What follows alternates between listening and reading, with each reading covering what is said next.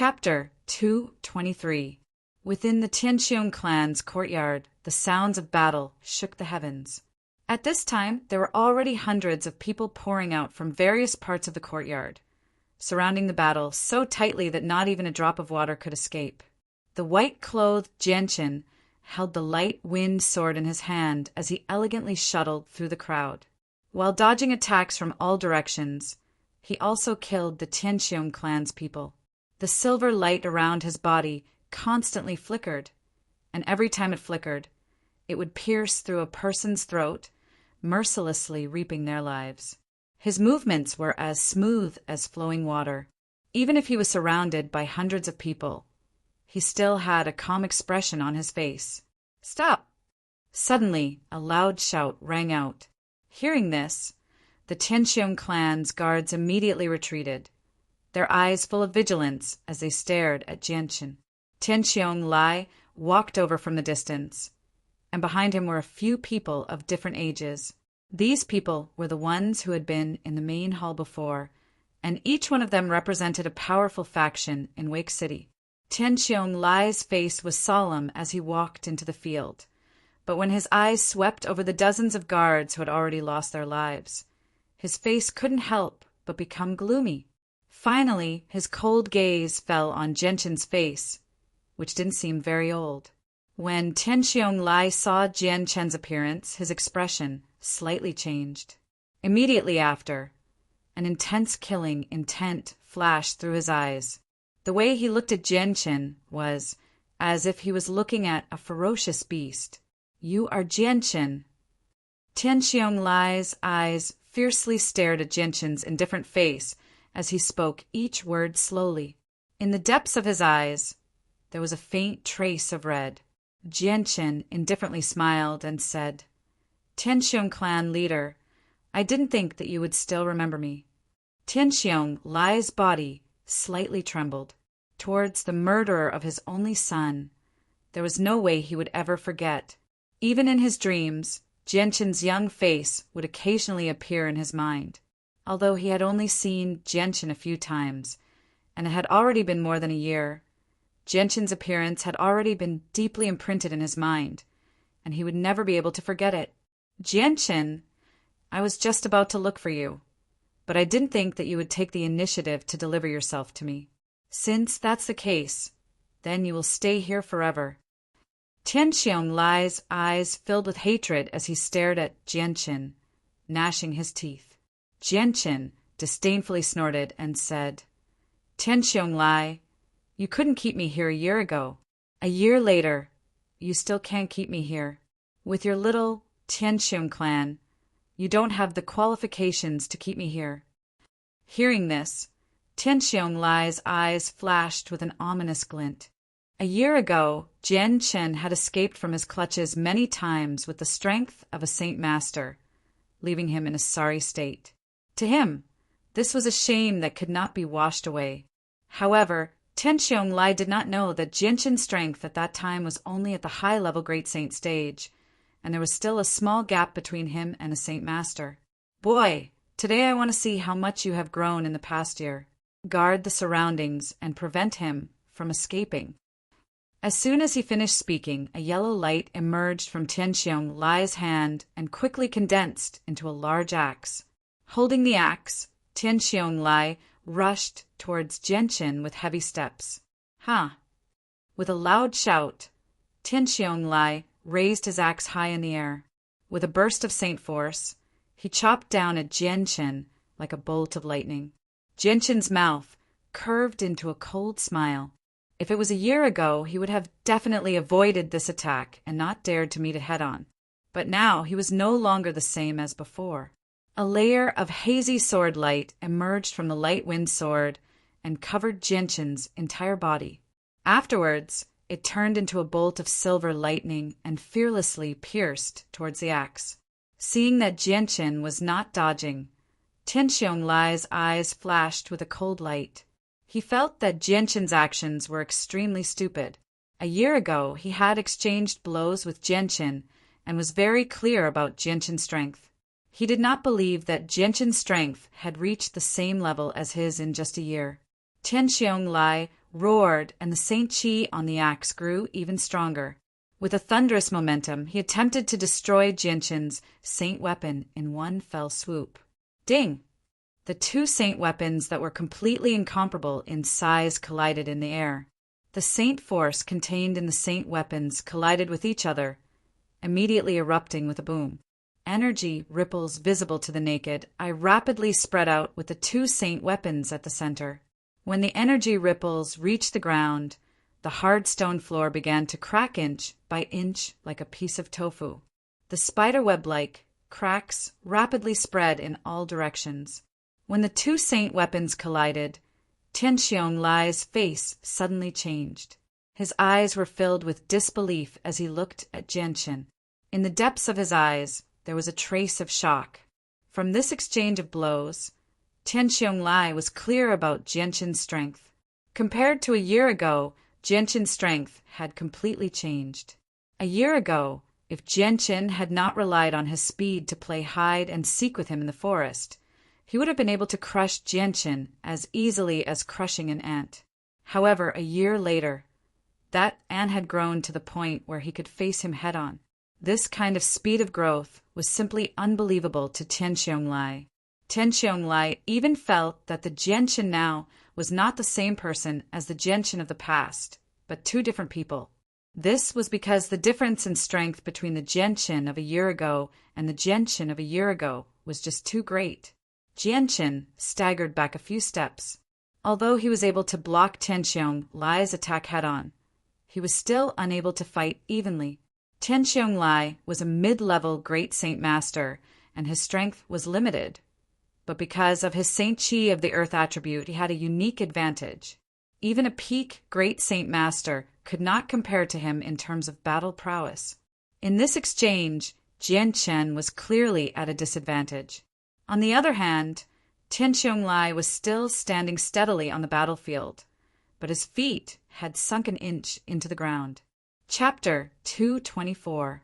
Jianshan waved his sword, and a sharp sword chi broke free from the binding of the sword and shot towards Tianxiong Lai like a bolt of lightning.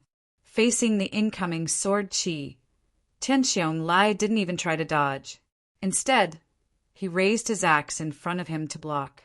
When Jianshan's sword chi hit Tianxiong Lai's axe, the powerful impact caused Tianxiong Lai's body to stop for a moment. However, his speed didn't decrease by much. At this moment, Jianshan's body flickered and turned into a blur as he rushed towards Tianxiong Lai. "You're courting death." Seeing Jianshan take the initiative to rush towards him, Tianxiong Lai's eyes flashed with a cold light. The axe in his hand was filled with saint force as it cut through the air, creating an ear-piercing sound. This time, Jianshan didn't want to meet Tianxiong Lai's attack head-on. Instead, he dodged Tianxiong Lai's axe, and at the same time his light wind sword turned into a ray of silver light and pierced towards Tianxiong Lai's throat. The speed of the sword was extremely fast, more than twice as fast as Tianxiong Lai's axe. By the time Tianxiong Lai reacted, the light wind sword was already less than 2 feet away from his throat. Although Jianshan was at a disadvantage against Tianxiong Lai in a head-on clash, his strength wasn't his strength, but rather his speed. His speed was so fast that his opponent didn't even have time to react. What a fast sword! Tianxiong Lai's face suddenly changed. However, he was still a veteran of many battles. Strong Earth Saint force surged out from his body and wrapped around his upper body. When the light wind sword pierced through Tianxiong Lai's Earth Saint force barrier, the light wind sword paused for a moment. However, in the next moment, a strong sword chi shot out from the light wind sword and broke through the Earth Saint force barrier and continued towards Tianxiong Lai's throat. However, after this delay, Tianxiong Lai had already retreated and swung his axe towards the light wind sword. Jianshan flicked his wrist, and the light wind sword turned into a silver light as it pierced out 3 times. Each strike accurately hit the same spot on the axe. The power of these 3 strikes overlapped with each other, creating an even more powerful force that knocked the axe back to where it came from. Both of Tianxiong Lai's hands were tightly gripping the handle of the axe. His face was filled with disbelief. Jian Chen's 3 consecutive strikes were so powerful that his hands were slightly numb from the vibrations. Is this person really the Jianchen from a year ago? Tianxiong Lai asked himself. He found it hard to believe that Jianchen's strength had increased to such an extent in just a year's time. Just as this thought flashed through Tianxiong Lai's mind, a silver-white light shot towards him like a bolt of lightning. By the time Tianxiong Lai regained his senses, the light wind sword was already right in front of his throat. The sharp sword qi from the tip of the light wind sword had already pierced his throat, causing a faint trace of blood to appear on it. Tianxiong Lai's face turned pale with fright. In this moment of life and death, he immediately turned his head and pulled his neck to the side. So, just as Tianxiong Lai dodged the attack, a cold wind blew from his neck, accompanied by a slight pain. The sharp edge of the light wind sword almost brushed past Tianxiong Lai's neck, but the hazy glow from the sword had barely touched his neck. Even so, due to the distance, the hazy glow from the light wind sword only managed to cut through the skin on his neck. If he had dodged a little slower, then even if the light wind sword didn't directly pierce him, just the light wind sword's light wind sword would have been enough to kill him. Tianxiong Lai's body immediately retreated, and with a shout a yellow saint force burst out of his body and enveloped his entire body. He subconsciously reached out his hand to touch his neck, only to see that his hand was already stained with blood. A bone-chilling cold rose up from the bottom of Tianxiong Lai's heart, and his face became pale. Jianchen's strength had completely exceeded his expectations. At this moment, Tianxiong Lai couldn't help but doubt himself. With his strength, would he really be able to capture the murderer of his son? Everyone, please lend me a hand. Tianxiong Lai didn't hesitate in the slightest, and immediately called out to the people who were watching from the sidelines. Hearing Tianxiong Lai's cry for help, the people who had been invited by Tianxiong Lai hesitated for a moment before rushing towards Jianchen, blocking his path. Who dares to cause trouble in my Tianxiong clan? Are you tired of living? At this moment, a loud and clear voice suddenly rang out. Just as the voice fell, a figure could be seen leaping over the walls from the back of the Tianxiong clan's courtyard. Very quickly, he arrived in the middle of the battlefield. This person was around 40 years old and wore a luxurious white robe. His appearance was somewhat similar to Tianxiong Lai's. When this person's gaze fell upon the battered Tianxiong Lai, his expression couldn't help but tighten. He quickly walked over to Tianxiong Lai and asked with concern, "Big brother, are you all right?" This person was Tianxiong Lai's younger brother, Tianxiong Daoyin. Tianxiong Lai slightly shook his head and said in a low voice, "I'm fine." Tianxiong Daoyin swept his eyes over the surroundings, and finally his gaze fell upon Jianchen. A strong killing intent flashed in his eyes as he asked, "Big brother, who is he?" Hearing this, Tianxiong Lai gloomily stared at Jianchen. Gnashing his teeth, he said, "Daoyin, he's the one who killed your nephew." Hearing this, Tianxiong Daoyin's face suddenly became gloomy. His face was filled with killing intent as he stared at Jianchen. In a low voice, he said, "So you're the one who killed my nephew, Tianxiong Kong." Jianchen's gaze swept over Tianxiong Lai, and finally stopped at the few people in front of him. There were a total of 7 people. Aside from the 2 old men, the other 5 were middle-aged men. From the aura emitted by these people, Jianchen could feel that these 7 people were all great saint masters. Among them, the 2 old men and the middle-aged man wearing tight black clothes were at the peak of great saint master. "Gentlemen, this is a personal matter between me and the Tianxiong clan. It has nothing to do with you. Do you really want to get involved?" Jianchen's face was calm as he stared at the 7 people in front of him. Chapter 225. Seeing that the 7 people didn't say anything, Jianchen couldn't help but sneer. "Since it's like this, then don't blame me for being impolite." As soon as he finished speaking, Gentian's arm shook and the light wind sword turned into a sky full of sword shadows that enveloped the 7 people in front of him. The 7 people's faces became serious. Not daring to be careless, they immediately took out their respective saint weapons to block the sword shadows. Gentian's sword was very fast, and the frequency of his attacks was also unbelievably fast. Fighting 1 against 7, not only was he not at a disadvantage, but he was also completely suppressing the 7 people. Sword chi crisscrossed the battlefield, and from time to time, the sword chi would shoot out in all directions, piercing through the bodies of the Tianqiong clan's guards. The energy ripples from the collision of weapons spread out, crushing the solid stone floor into powder. The crisp sounds of the weapons colliding rang out incessantly. In just 2 short breaths of time, Gentian and the 7 people had already exchanged a few dozen blows. At this moment, the 7 people's faces had become serious.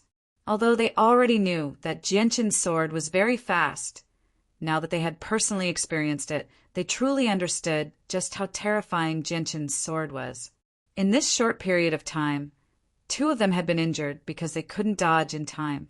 If it weren't for the people next to them blocking Gentian's next attack, they would have been killed in just a few exchanges under Gentian's torrential attacks. Seeing that Gentian was still so fierce, even against 7 people, Tianqiong Lai and Tianqiong Daoyan didn't dare delay. The 2 of them immediately joined the battle and joined forces with the 7 people, with 9 great saint masters fighting against Gentian. In the distance, the Tianqiong clan's guards were also standing far away, watching the battle unfold without blinking. A battle between 10 great saint masters and 9 of them attacking 1 person was a scene rarely seen in a small place like Wake City. Although the sword chi that shot out from the battlefield occasionally injured them, it didn't scare them in the slightest. Gentian's body had already turned into a white blur as he quickly moved back and forth, dodging the attacks coming from all directions while counterattacking. The light wind sword in his hand had already turned into a blur as it pierced towards the 9 people with lightning speed. Ding! Following the sound of weapons colliding, Gentian's light wind sword blocked the saint weapon in front of him.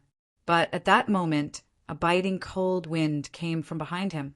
With a slight sound, the biting cold wind pressed down on Gentian's back, causing the clothes on his back to stick tightly to his back.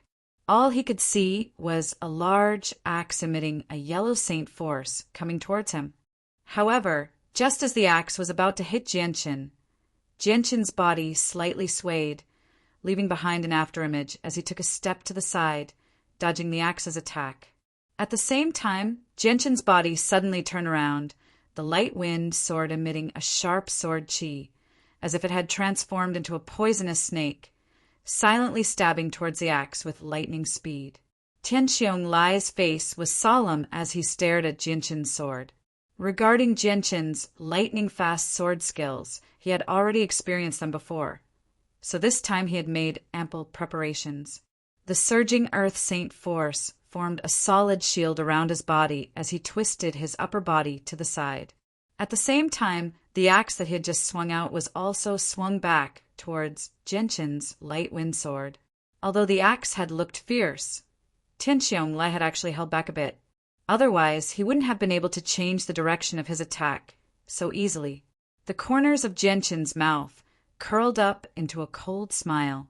He was extremely disdainful of Tianqiong Lai's actions. His eyes flashed with killing intent as the sword that he had just swung out followed after Tianqiong Lai's body. Not only that, but the sword's speed had increased by another 3 times. Looking at the sword that was chasing after him, Tianqiong Lai's face paled. This was because he suddenly realized that he couldn't escape from this sword. When the sword's sharp tip came into contact with the Saint Force shield around Tianqiong Lai's body, it only paused for a moment. But in the next moment, the Earth Saint Force shield was shattered and the light wind sword returned to its original speed, piercing towards Tianqiong Lai's throat. However, just as Tianqiong Lai's life was hanging by a thread, A curved blade came through the air and heavily struck the light wind sword. The light wind sword that had been piercing towards Tianxiong Lai's throat was suddenly diverted. A few strands of black hair slowly floated down from Tianxiong Lai's chin. The short beard on his chin had actually been neatly cut off. Tianxiong Lai's forehead was covered with beads of sweat. If the curved blade had come just a bit later, he wouldn't have been able to stand there in one piece. Not only was Jianqin's sword extremely fast, but it was also extremely flexible. This had greatly exceeded Tianxiong Lai's expectations. At this moment, the other 7 also seized the opportunity when Jian Chen's saint weapon had been knocked off course and struck out at the same time with great teamwork. 7 or 8 saint weapons slashed out from different directions without any order.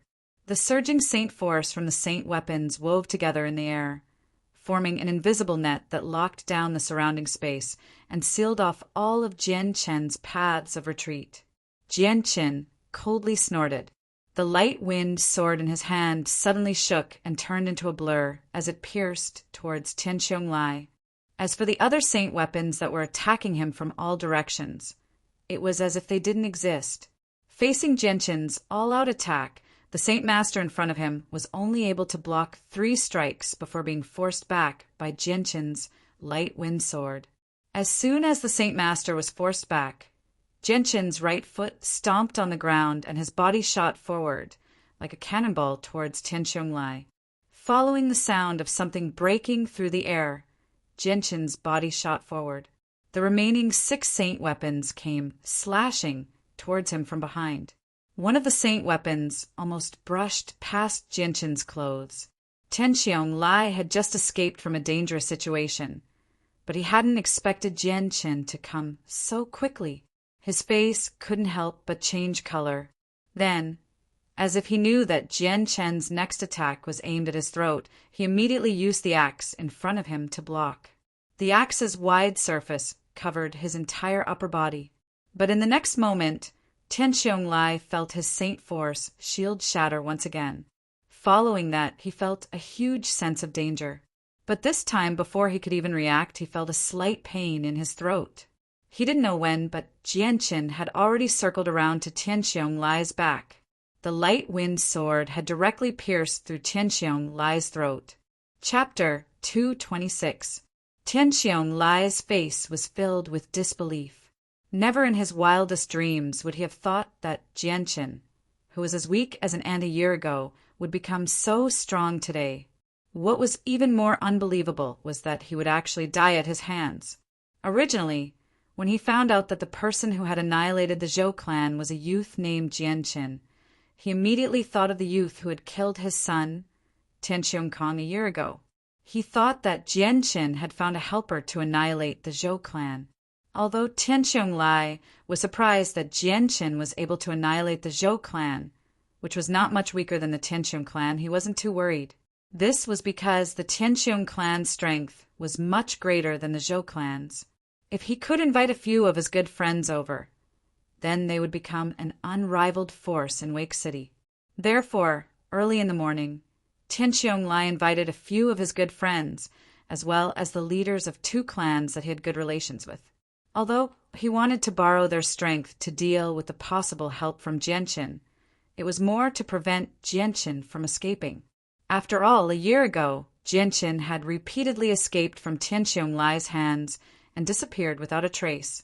Today, Tianxiong Lai wanted to capture Jian Chen no matter what to avenge his son. But what Tianxiong Lai didn't expect was that after a year of transformation, the current Jian Chen was no longer the weakling that could only be slaughtered by him. In just a short year, Jian Chen's strength had undergone a complete transformation. From a weakling that could be slaughtered by him, he had become an expert that could easily kill him. Tianxiong Lai's mind was filled with these thoughts. Even now, he still felt that the scene in front of him was unreal. It was as if this was a nightmare. He, his younger brother, Tianxiong Daoyan, who was also a mid-level Great Saint Master, had joined forces with 7 other Great Saint Masters to attack together. Not only had they not been able to capture Jian Chen, but they had also been killed. The life force in Tianqiong Lai's body was quickly draining away. In the end, Tianqiong Lai was unable to say a single word. His face was filled with unwillingness as he slowly fell to the ground. Tianqiong Daoyun and the other 7 great saint masters who had been invited by Tianqiong Lai stared blankly at Tianqiong Lai as he slowly fell to the ground. Their eyes were filled with disbelief. Even the hundreds of Tianqiong clan's guards who had gathered around were all staring blankly at Tianqiong Lai, whose throat had been pierced by Gentian's sword. The head of Wake City's #1 family, and a great saint master with the advantage of earth attribute saint force, had fallen in front of their eyes. Big brother. Suddenly, a voice filled with grief and indignation rang out from Tianqiong Daoyun's mouth. Tianqiong Daoyun charged at Gentian with a face filled with grief, his huge sword brimming with saint force as he slashed at Gentian's head. Seeing the furious Tianqiong Daoyun charging at him, Gentian's eyes flashed with a cold light. His light-wind sword transformed into a blurry sword image as it pierced towards Tianqiong Daoyun's saint weapon. When the 2 weapons collided, a crisp sound rang out as a shockwave of energy spread out in all directions. The 2 saint weapons were also repelled by the force of the collision. However, with a twist of his wrist, Gentian cleverly dispelled the recoil from the light-wind sword. Then, his sword turned into a silver light as it pierced towards Tianqiong Daoyun's throat. Seeing the light-wind sword coming towards him, Tianqiong Daoyun endured the numbness in his arm. Ignoring the recoil from the light-wind sword that had yet to dissipate, he immediately pulled back his sword and used it to block in front of him. The speed of Gentian's sword was extremely fast. If Tianqiong Daoyun had been prepared, he would have been able to block 1 or 2 of Gentian's attacks. But now that he had pulled back his sword, he could only block 1 or 2 of Gentian's attacks. Just as Tianqiong Daoyun was about to use his sword to block, the light wind sword was already less than a foot away from the light wind sword. At this time, the light wind sword suddenly emitted a faint purple and green light. Although the purple and green light was very faint, it was mixed with the silver light of the light wind sword. It was like a bright lamp in the middle of the night. It was very eye-catching. Before the tip of the light wind sword could make contact with Tianqiong Daoyun's sword, the purple and green light on the light wind sword had already come into contact with the light wind sword. Tianqiong Daoyun's light wind sword, which was even harder than steel, had actually melted into a small crack. Following that, the light wind sword passed through the crack without any resistance. In front of the purple and green light, Tianqiong Daoyun's incomparably hard saint weapon was actually as weak as tofu. Pooh! The light wind sword's sharp tip pierced through Tianqiong Daoyun's throat in front of his shocked and incredulous eyes. Seeing Gentian's light wind sword pierce through Tianqiong Daoyun's saint weapon and into his throat, the other 7 great saint masters who had yet to make a move opened their eyes wide. They stared at the light wind sword in Tianqiong Daoyun's light wind sword with a face full of shock. If Gentian had been able to fight against 9 great saint masters by himself, then they would have been shocked. But at this moment, Gentian had actually pierced through a great saint master's saint weapon without making a single sound. This caused them to be completely shocked. Once a saint weapon was taken out of the body, it would become extremely hard. Moreover, it would continuously increase in strength along with its wielder. When fighting against an opponent of the same level, no matter how hard the saint weapon collided, there wouldn't be any damage. If one wanted to damage an opponent's saint weapon, especially one that was in the hands of a great saint master, then even an earth saint master might not be able to do it. But Gentian had so easily pierced through a great saint master's saint weapon without making a single sound. This scene caused the other 7 great saint masters to wonder if Gentian was actually a peak heaven saint master. Tianqiong Daoyun's face was full of shock as he stared at the sword that had pierced through his saint weapon and into his throat. His face was filled with disbelief. As his life was about to end, he only had one thought in his mind. Just how did Gentian pierce through his saint weapon?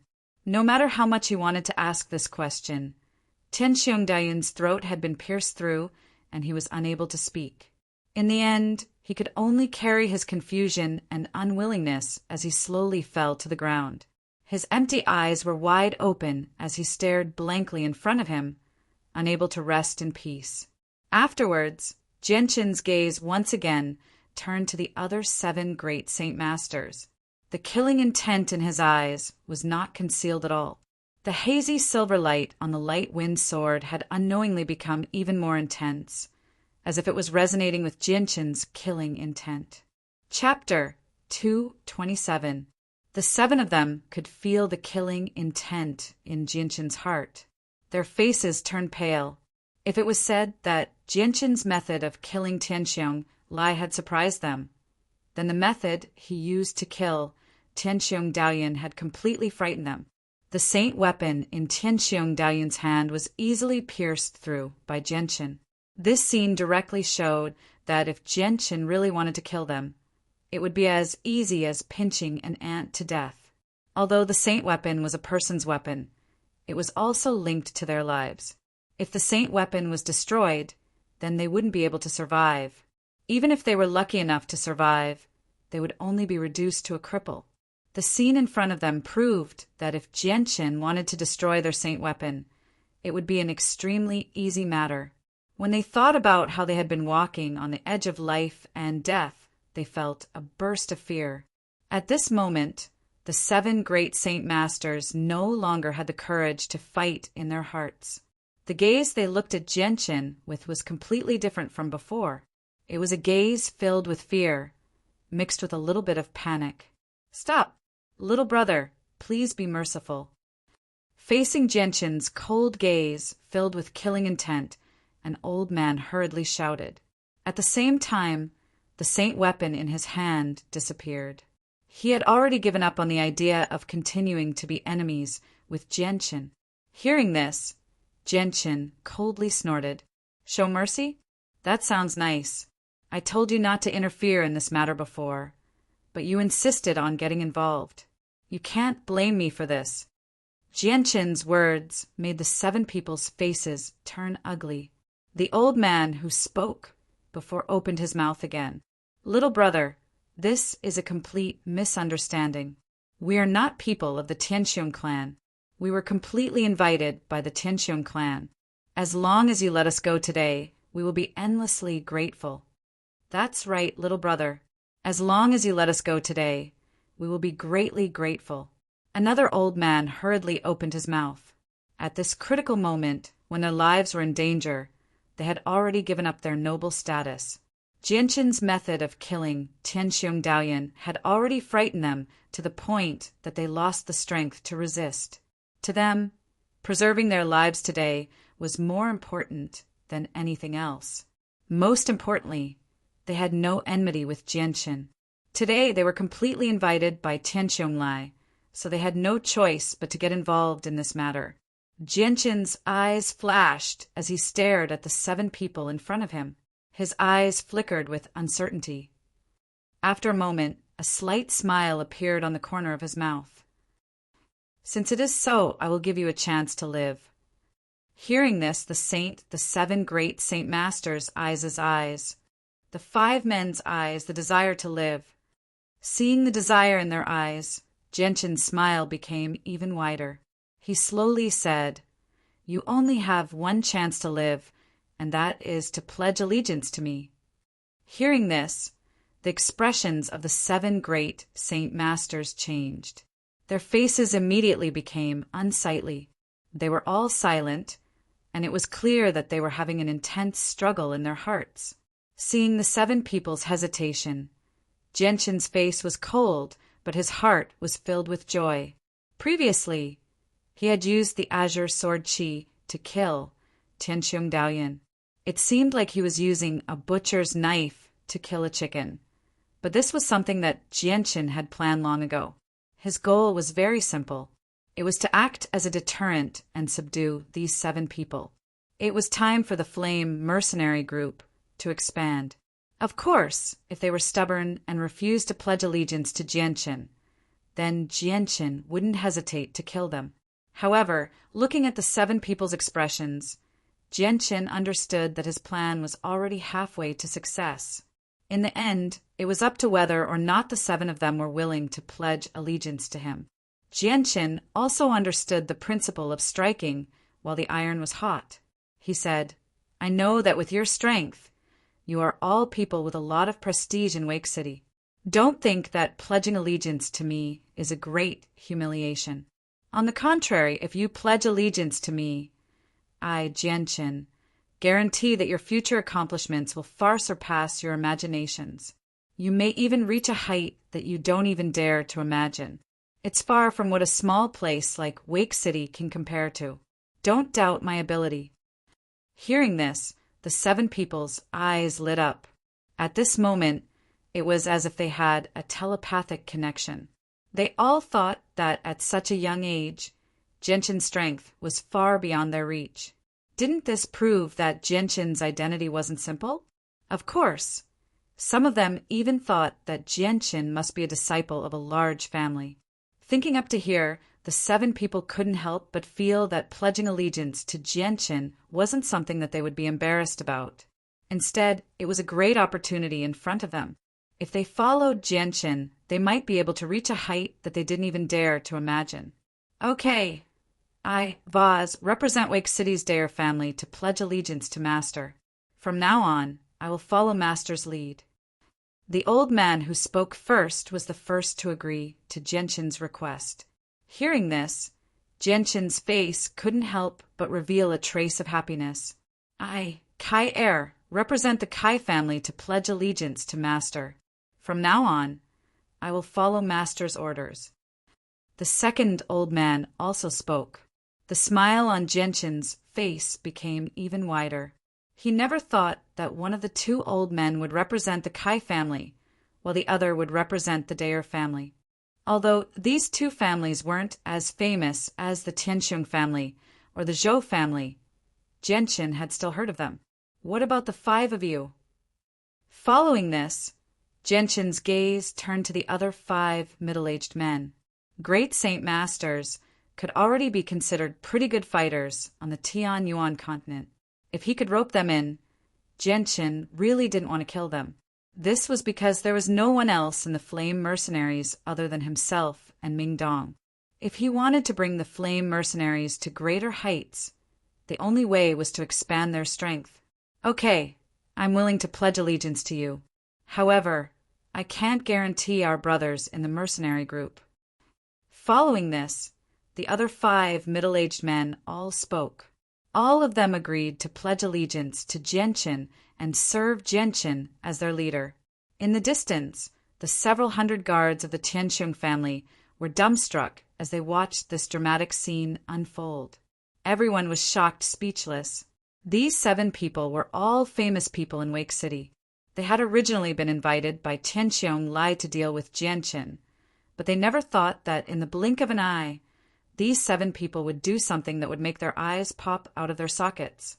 The 7 of them actually pledged allegiance to Tianxiong Lai's killer. Chapter 228. Jianqin's gaze slowly swept past the 7 great Saint Masters as a smile appeared on his face. It was a smile of happiness. At this moment, his heart was filled with joy. From now on, the Flame Mercenaries would no longer be a lone wolf. With the addition of these 7 great Saint Masters, the strength of the Flame Mercenaries had increased by a lot. Although Jianqin wasn't sure if these 7 people were truly loyal to him or if they would betray him, none of this was important to Jianqin. He had only accepted these 7 people to temporarily increase the strength of the Flame Mercenaries. He had sent them to complete missions to increase the Flame Mercenaries' level. It could be said that Jianqin was only using them. As for whether or not he would use them in the end, that would take a long time. You 5, introduce yourselves, Jianqin said to the 5 middle-aged men. Hearing this, the 5 middle-aged men hesitated for a moment before one of them, wearing a black robe, said, "My name is Seth, and I am the captain of the hot-blooded mercenaries." "My name is Duo Kong, and I am the captain of the Golden Dragon Mercenaries." "My name is Chaka, and I am the captain of the Chaka mercenaries. My name is Emotian, and I am the captain of the Slaughter mercenaries. My name is Ching Feng, and I am the captain of the Zephyr mercenaries. The 5 middle-aged men reported their names one by one, but after hearing their self-introductions, Jianqin was secretly surprised. He never thought that these 5 people would all be captains of a mercenary group. If that was the case, didn't that mean that he now controlled 5 mercenary groups and 2 families with quite a bit of reputation in Wake City? Thinking up to this point, Jianqin felt extremely satisfied with his gains today. He never thought that he, who was originally all by himself, would suddenly become the captain of a large force in the blink of an eye. Of course, Jianqin also knew that although this force was very powerful in Wake City, it was nothing in the Tianyuan continent. Qingfeng, the Qingfeng mercenaries.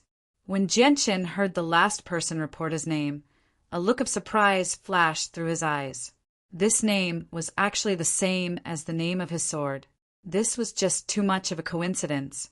Jianqin took a deep look at the middle-aged man named Qingfeng. This middle-aged man was around 40 years old and had a scholarly appearance. He wore a white robe and had a head of long black hair that casually draped over his back. When the wind blew, it caused a few strands of hair to flutter in the wind. The 2 eyebrows above his eyes looked like sharp swords, and when paired with his bright and spirited eyes, they gave off a feeling of sharpness. Slowly moving his gaze away from Qingfeng, Jianqin's gaze swept across the group of dumbfounded guards in the distance. In a clear voice, he said, "Tianqiong Lai is dead. From now on, there is no longer a Tianqiong clan in Wake City. I know that many of you are guards that the Tianqiong clan spent a lot of money to hire. Today, I am in a good mood and do not wish to kill the innocent. You may all leave." Hearing this, the several hundred guards seemed to have awoken from a dream. Each and every one of them looked at Jianqin, the 7 Saint Masters, and the dead Tianqiong Lai brothers with a complicated expression. The entire area was silent, to the point that it was somewhat strange. "Thank you, great hero, for not killing us. Thank you, great hero, for not killing us." After a while, the strange silence was finally broken. Many people bowed to Jianqin and loudly expressed their thanks. Finally, they returned to their own residences and packed their things before leaving without any reluctance. Very quickly, the several hundred guards of the Tianqiong clan left one after another. In the end, only about 40 people remained in their original positions, unwilling to leave. Jianqin looked at these people and couldn't help but frown. "Why are you still here?" Hearing this, the dozens of guards were silent for a while. Soon after, a tall and sturdy man walked out with large strides. His eyes were fixed on Jianqin's youthful face as he said, "Great hero, I wish to follow you. Can you accept me?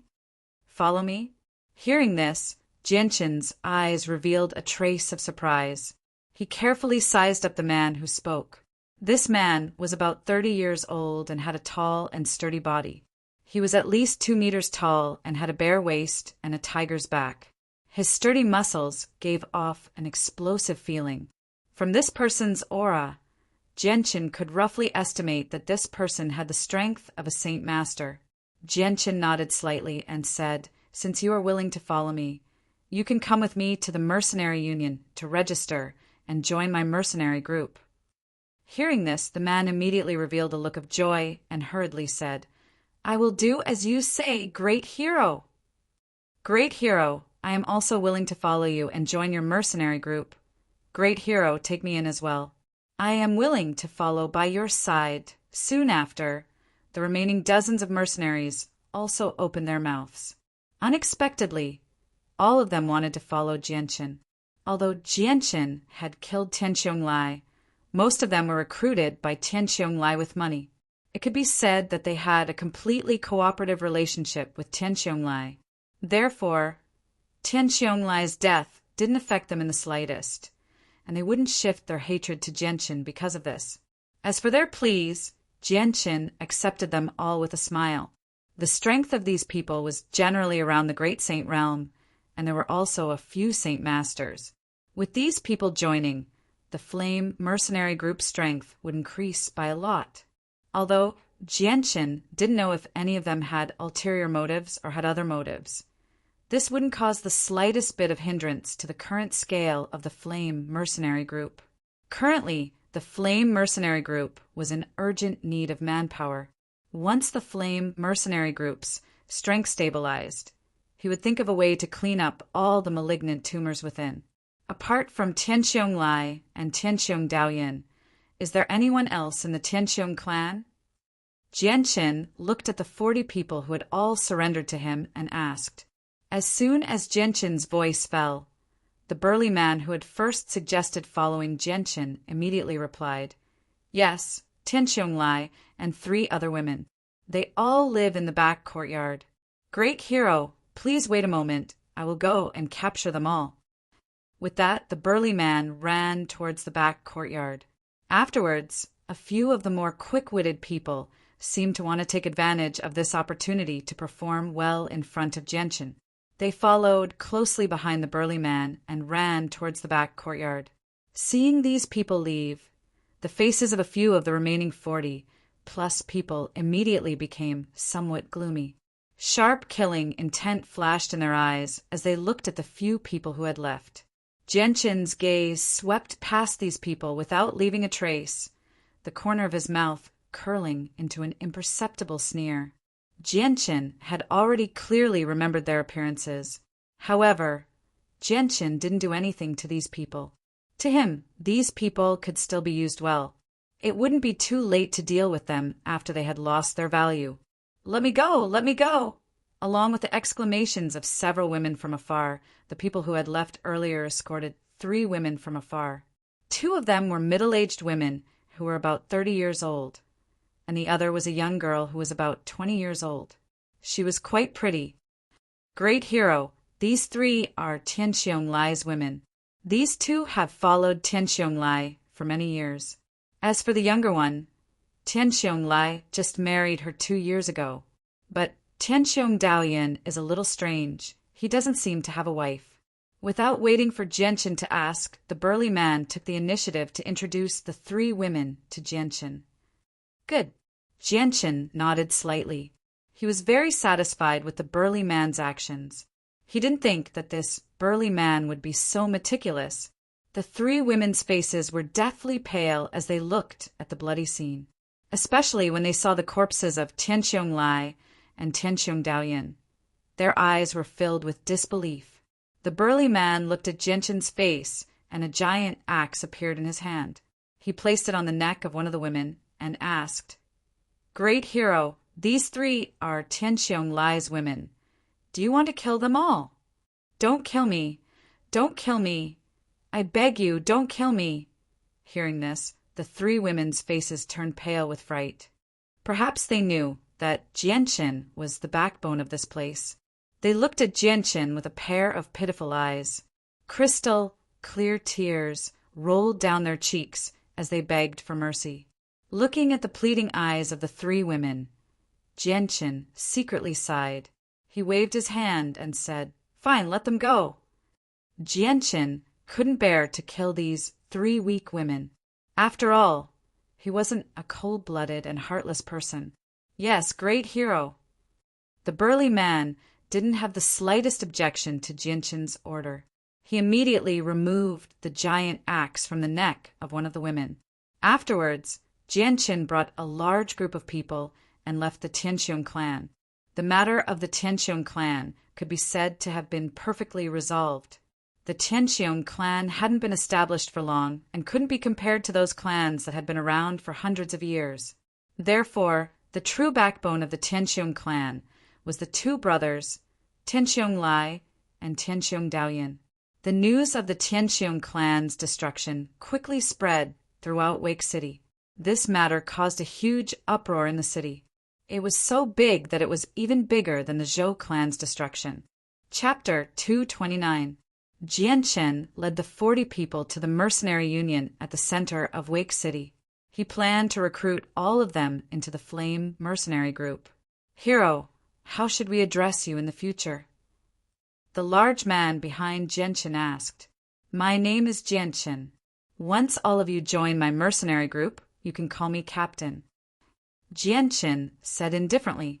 He then turned to the large man behind him and said, "I still don't know your name." Hearing this, the large man chuckled. "My name is Xiong Tai. Captain, you can call me Xiong." "Okay." Jianchen nodded slightly. He looked at the 5 captains and said, "What do you plan to do with your mercenary groups?" The 5 middle-aged men hesitated for a while. Duo Kong said, "Since we plan to follow you in the future, you should make the decision." Jianchen frowned and thought for a while. He said, "When we return, you can all disband your mercenary groups. As for the people in your groups, those who are willing to stay can join my flame mercenary group. Those who are unwilling can leave. However, you must keep those who are stronger or have better talent. Do you understand?" "Understood." The 5 of them replied in a low voice. After a slight pause, Jianchen continued, "I know that disbanding your mercenary groups will be difficult for you, but don't worry. You followed the right person. In the future, our flame mercenary group will definitely shake the entire Tianyuan continent." Towards the end, Jianchen's eyes were filled with determination. It was a determination that would not give up until he reached his goal. However, his words were only a joke in the ears of the others. None of them took it seriously. In order to turn an unknown mercenary group into a super mercenary group that could shake the entire Tianyuan continent, they had to go through a lot of hardships. Not to mention anything else. Just the current strength of the Flame mercenary group was still miles away from this goal. "Captain, then what should our Doer clan and Kai clan do? Although our 2 families aren't weak, we aren't like the mercenary group that only develops our military force. Our 2 families are more focused on the development of business. If we disband like the mercenary group, then the loss in business will be very big," Kyle said. Hearing this, Jianchen also fell silent. Kyle was right. Although the Kai clan and the Doer clan possessed a certain amount of strength, they focused on business. After all these years of development, they had gained a foothold in the market of Wake City. If they were to disband like this, all the hard work they had over the years would be wasted. Jianchen thought about it for a long time. In the end, he decided to let the Doer clan and the Kai clan continue to develop in the same direction. As for the Vaz and Kyle, the 2 clan heads, they would remain in charge of their own clans. However, from today onwards, Jianchen would be the one controlling the 2 clans from behind the scenes. The group of people majestically walked through the crowded streets, attracting quite a few onlookers. The 7 great Saint Masters in the group had a certain amount of prestige in Wake City. Although they rarely showed themselves, there were still quite a few people who could recognize them. This immediately caused a lot of discussion. On the way to the mercenary union, Jianchen separated from the 5 captains. Afterwards, he brought the 40 people from the Tianxiong clan and the 2 clan heads to the mercenary union. In the mercenary union, the 43 guards of the Tianxiong clan and the 2 patriarchs with the strength of great Saint Masters officially became members of the Flame Mercenaries after completing the relevant procedures. Of the 43 people, 16 were actually Saint Masters. The remaining 27 were all great saints. With the addition of these people and the 7 great Saint Masters, it wouldn't be an exaggeration to say that the Raging Flame mercenary group had jumped from a small, unknown mercenary group to the largest power in Wake City in the blink of an eye. Although the Raging Flame mercenary group's strength had greatly increased, their rank was still at C rank. If they wanted to increase their rank, the only way was to do as much as they could. After the procedures were completed, Jianchen led the group out of the mercenary union. At that moment, a voice suddenly entered Jianchen's ears. "Little brother Jianchen, I've finally found you." Hearing this, Jianchen, who was just about to step out of the mercenary union, couldn't help but stop. He subconsciously looked towards the direction of the voice and saw the leader of the loyal mercenary group, head of running towards him with an excited expression on his face. It hadn't even been a day since they parted ways. When he arrived in front of Jianchen, Herdolf looked at the people behind Jianchen with a surprised expression. His gaze then focused on Jianchen as he said, "Little brother Jianchen, I have a presumptuous request. I don't know if you can agree to it." Jianchen faintly smiled and said, "Captain Herdolf, if there's anything you need, just say it." Jianchen's impression of Herdolf was quite good, so he was quite polite to him. "Little brother Jianchen, I want to join your mercenary group and follow you everywhere. I don't know if that's possible." When he said this, Herdolf's expression was somewhat awkward. He was already close to 50 years old, but now he had to follow a young man who was only in his 20s. How could he not feel awkward? Hearing Herdolf's words, Jianchen's eyes revealed a trace of surprise. Herdolf's request had indeed far exceeded Jianchen's expectations. Although he was very surprised, Jianchen quickly calmed down and smiled. "Haha, since Captain Herdolf is willing to follow me around the Tianyuan continent, this is Jianchen's honor. However, Captain Herdolf, if you do this, what will happen to the Righteous Spirit Mercenary Group?" The matter of the Righteous Spirit Mercenary Group was already taken care of when we parted yesterday. I have already passed the position of captain to a capable brother. I am no longer a member of the Righteous Spirit Mercenary Group. Saying this, Herdolf pointed at the 5 people behind him and said, "I believe little brother Jianchen has seen these 5 brothers before. They are all my brothers. This time, they left the Righteous Spirit Mercenary Group with me and planned to follow little brother Jianchen." Herdolf's vision was very far. Perhaps it was because of Jianchen's ability to easily kill the war behemoth, as well as Jianchen's strength at such a young age that he could see how extraordinary Jianchen was. Therefore, he decisively made the decision to abandon the Righteous Spirit Mercenary Group that he had spent over 10 years to establish and join Jianchen. Jianchen looked at the 5 people behind Herdolf. These 5 people were no strangers to him. They were the other 5 Saint Masters of the Righteous Spirit Mercenary Group. Jianchen obviously wouldn't refuse their offer to join. He immediately went through the necessary procedures with Herdolf and the others, and the Flame Mercenary Group gained another 6 Saint Masters. Chapter 230. It was impossible for Jianchen to refuse an invitation from the city, Lord of Wake City.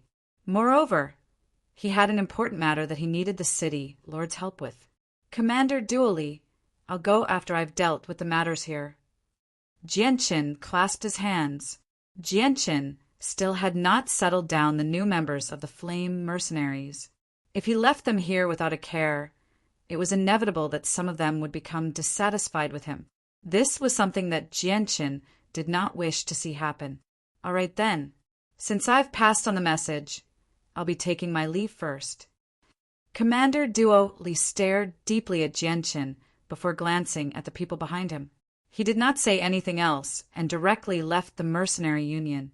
As soon as Duoli left, Jianchen left the mercenary union with the new members of the Flame Mercenaries in a grandiose fashion.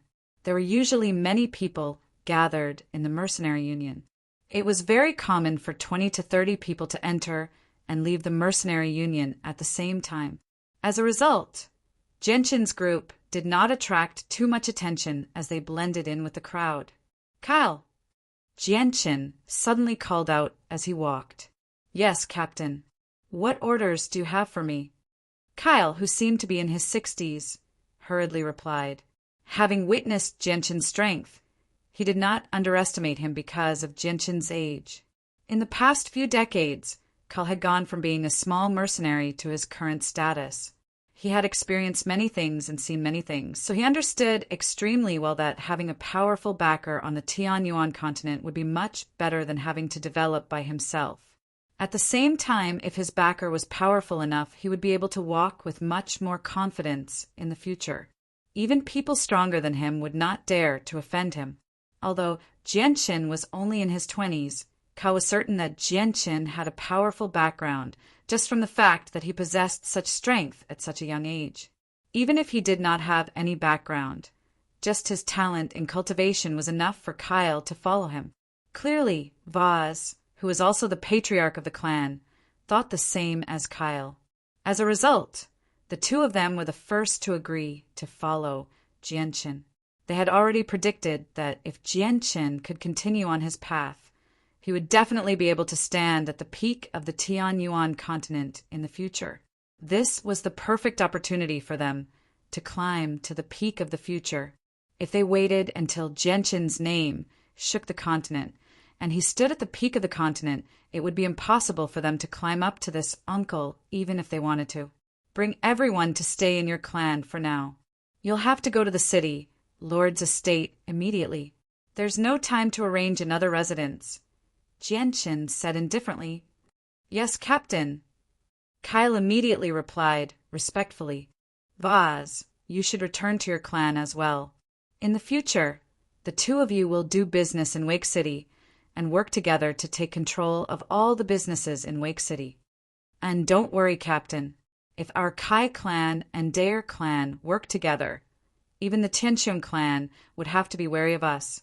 Now that the Zhou clan and Tianxiong clan have been destroyed, there will be no one to manage their businesses. We can take advantage of this opportunity to fight for them and use them as a foundation to slowly take control of the entire Wake City market. However, during this period of time, I'm afraid that we will need some military support. After all, there are still some powers in Wake City that cannot be underestimated. If they work together, just our Kai clan and Dare clan will not be their match. Jianchen nodded in agreement. After a moment of silence, he said, Let's not rush this matter for now. Right now, Wake City is about to be attacked by the magical beast wave. Let's wait until the magical beast wave is over before we talk about it. After arranging the temporary accommodations for the members of the Flame Mercenary Group, Jianchen went straight to the City Lord's Mansion. When Jianchen arrived at the gate of the City Lord's Mansion, a guard stopped Jianchen and politely asked, Excuse me, are you Mr. Jianchen? Yes, it's me. Jianchen glanced at the guard. Mr. Jianchen, please wait for a moment. I will go and report. After confirming Jianchen's identity, the guard immediately ran inside. Seeing the guard disappear into the gate, Jianchen didn't show the slightest trace of impatience. He quietly stood at the gate and patiently waited. Not long after, Jianchen saw the city lord, dressed in casual clothes, stride out of the gate. Aya, little brother Jianchen, why are you standing outside? It's my fault for not being a good host. Please come in. City Lord Yin Li had a smile on his face as he greeted Jianchen from afar. His face was full of enthusiasm. Jianchen faintly smiled. After exchanging a few pleasantries with City Lord Yin Li, he was invited in. In a quiet meeting room, Jianchen and City Lord Yin Li sat across from each other. As soon as they sat down, Jianchen opened his mouth and asked, May I ask why City Lord has called me here? Hearing this, City Lord Yin Li let out a long sigh. The smile on his face disappeared and was replaced by a heavy expression. Little brother Jianchen, after what you've done, our Wake City strength has decreased by quite a bit. The pressure from the magical beast wave is only increasing. City Lord Yin Li's face was filled with unspeakable bitterness. His face was filled with worry. Hearing this, Jianchen faintly smiled and said, City Lord, please allow me to ask if there have been any cases of Class 5 magical beasts in the past. City Lord Yin Li's expression became heavy after hearing Jianchen's words. He said there have been. The magical beast mountain range attacks Wake City almost every 10 or 20 years. According to the records, since the founding of Wake City, there have been more than 20 magical beasts. During that time, there have been 5 Class 5 magical beasts. Out of these 5, the first 4 of them caused considerable damage to Wake City. We paid an extremely heavy price to kill the Class 5 magical beast. But the last Class 5 magical beast attack, because we notified Royal City in time, Royal City sent Earth Saint Masters to deal with the Class 5 Magical Beast. That's why the last Class 5 Magical Beast attack didn't cause too much damage to us. Oh, so that means the chances of a Class 5 Magical Beast appearing aren't very high. Jianchen muttered in a low voice. Then a confident smile appeared on his face. City Lord Yinli, you can rest assured that Jianchen will definitely do his best to help Wake City defend against the magical beast attack. As long as no Class 5 magical beast appears this time, there shouldn't be too much of a problem. Although we lost Tianqiong Lai and the other 2 great Saint Masters, I alone will be able to make up for their losses. In fact, I might even be able to surpass them. Haha, with little brother Jianchen's words, I can relax a lot. I believe that little brother Jianchen isn't the kind of person to speak without thinking. City Lord Yin Li's tightly knitted eyebrows also relaxed after hearing Jianchen's words. Although he hadn't personally witnessed Jianchen's strength, he was very clear in his heart. The destruction of the Tianqiong clan and the Zhou clan was the best evidence. City Lord, something bad has happened. Right at this moment, a loud shout mixed with a bit of panic came from outside. Then, this tightly shut meeting room was rudely pushed open without any notice. A soldier covered in blood rushed in from outside with an anxious face. City Lord, something bad has happened. Our small scouting team was carrying out a scouting mission in the Magic Beast Forest when we suddenly discovered a level 5 magic beast. Apart from me, who was lucky enough to escape, the rest of our team were all killed. As soon as the soldier entered the meeting room, he immediately reported while panting. Chapter 231. What? A Class 5 magical beast? The soldier's words were like a clap of thunder in the silent meeting room. Hearing this, Yun Li's expression changed, and he immediately stood up from his chair. Taking a big stride forward, he grabbed the soldier's collar and said with disbelief and shock, "What did you say? You found a Class 5 magical beast?" Yun Li's words were almost a roar. Yes, Mayor. We found a Class 5 magical beast in the outskirts of the magical beast mountain range. The soldier's voice trembled as he spoke, his face pale. Jianchen's expression also became serious when he heard the words Class 5 magical beast. A Class 5 magical beast strength was comparable to an Earth Saint Master. Furthermore, due to the innate advantage of magical beasts, if a human didn't have a powerful battle technique, they would definitely not be a match for a magical beast. Furthermore, a Class 5 magical beast in a remote area like Wake City, where Earth Saint Masters rarely set foot, was an invincible existence. The difference between Class 5 and Class 4 was like the difference between Great Saint Masters and Earth Saint Masters. It was a divide in strength. The difference between the two was like the difference between heaven and earth. It was simply incomparable. The difference between a Great Saint Master and an Earth Saint Master was like a primary Saint Master who had just condensed a Saint weapon fighting against an existence at the peak of Great Saint Master. It was basically undefeatable, and even killing him would be extremely difficult. Although Jianchen had killed 2 Class 5 magical beasts in the Magical Beast Mountain Range, both of them had been injured to the point that they didn't even have the strength to stand up. They only had the strength to launch a single attack. Even so, Jianchen's life had been hanging by a thread. In the end, he had paid a heavy price to kill them. Jianchen didn't doubt that if a Class 5 magical beast was in its peak condition, it would definitely be stronger than the Earth Saint Master who had tried to kill him in Fengyang City. However, the appearance of a Class 5 magical beast only increased the pressure on him. This was because he now had the help of the Azure Sword Spirits, so his attack power was much stronger than before. He was confident that he could use his advantage to kill a Class 5 magical beast at its peak condition, as long as he didn't encounter a monster like the silver-striped golden snake. Oh no, things are getting serious. This time, a magical beast of the 5th rank has appeared. City Lord Yin Li's expression became incomparably solemn as his brows furrowed.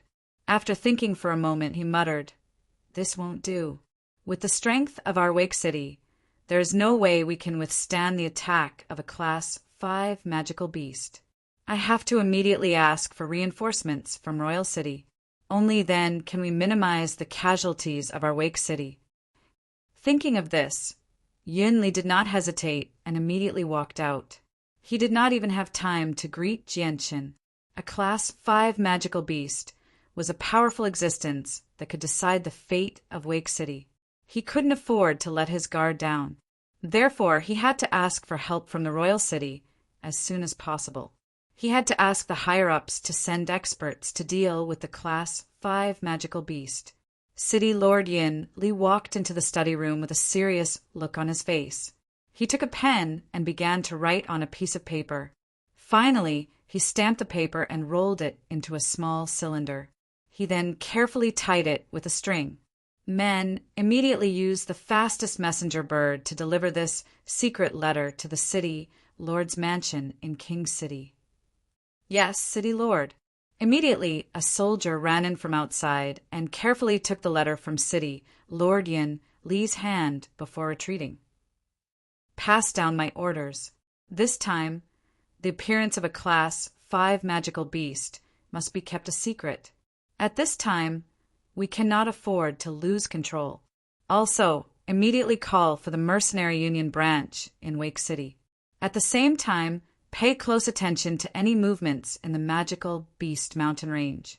City Lord Yin Li immediately gave an order to the soldiers outside the study, and the soldiers who were waiting outside the study immediately retreated after receiving the order. The news of the appearance of a Class 5 magical beast was too big of a shock for City Lord Yin Li. However, he did not intend to announce such a big matter. He thought that once the news spread, the fearsome name of a Class 5 magical beast would deter many people. At that time, there would definitely be many people who were afraid of death who would choose to leave Wake City. As a result, the city's defensive strength would plummet. In the end, the entire city would be overwhelmed by the magical beasts. Right now, City Lord Yin Li's only hope was that the City Lord would be able to send experts to deal with the Class 5 magical beast.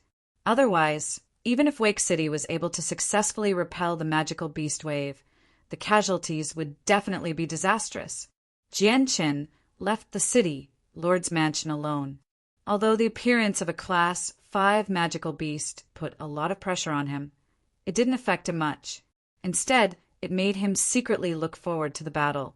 His sword Qi was able to cut through the war behemoth's defenses like tofu.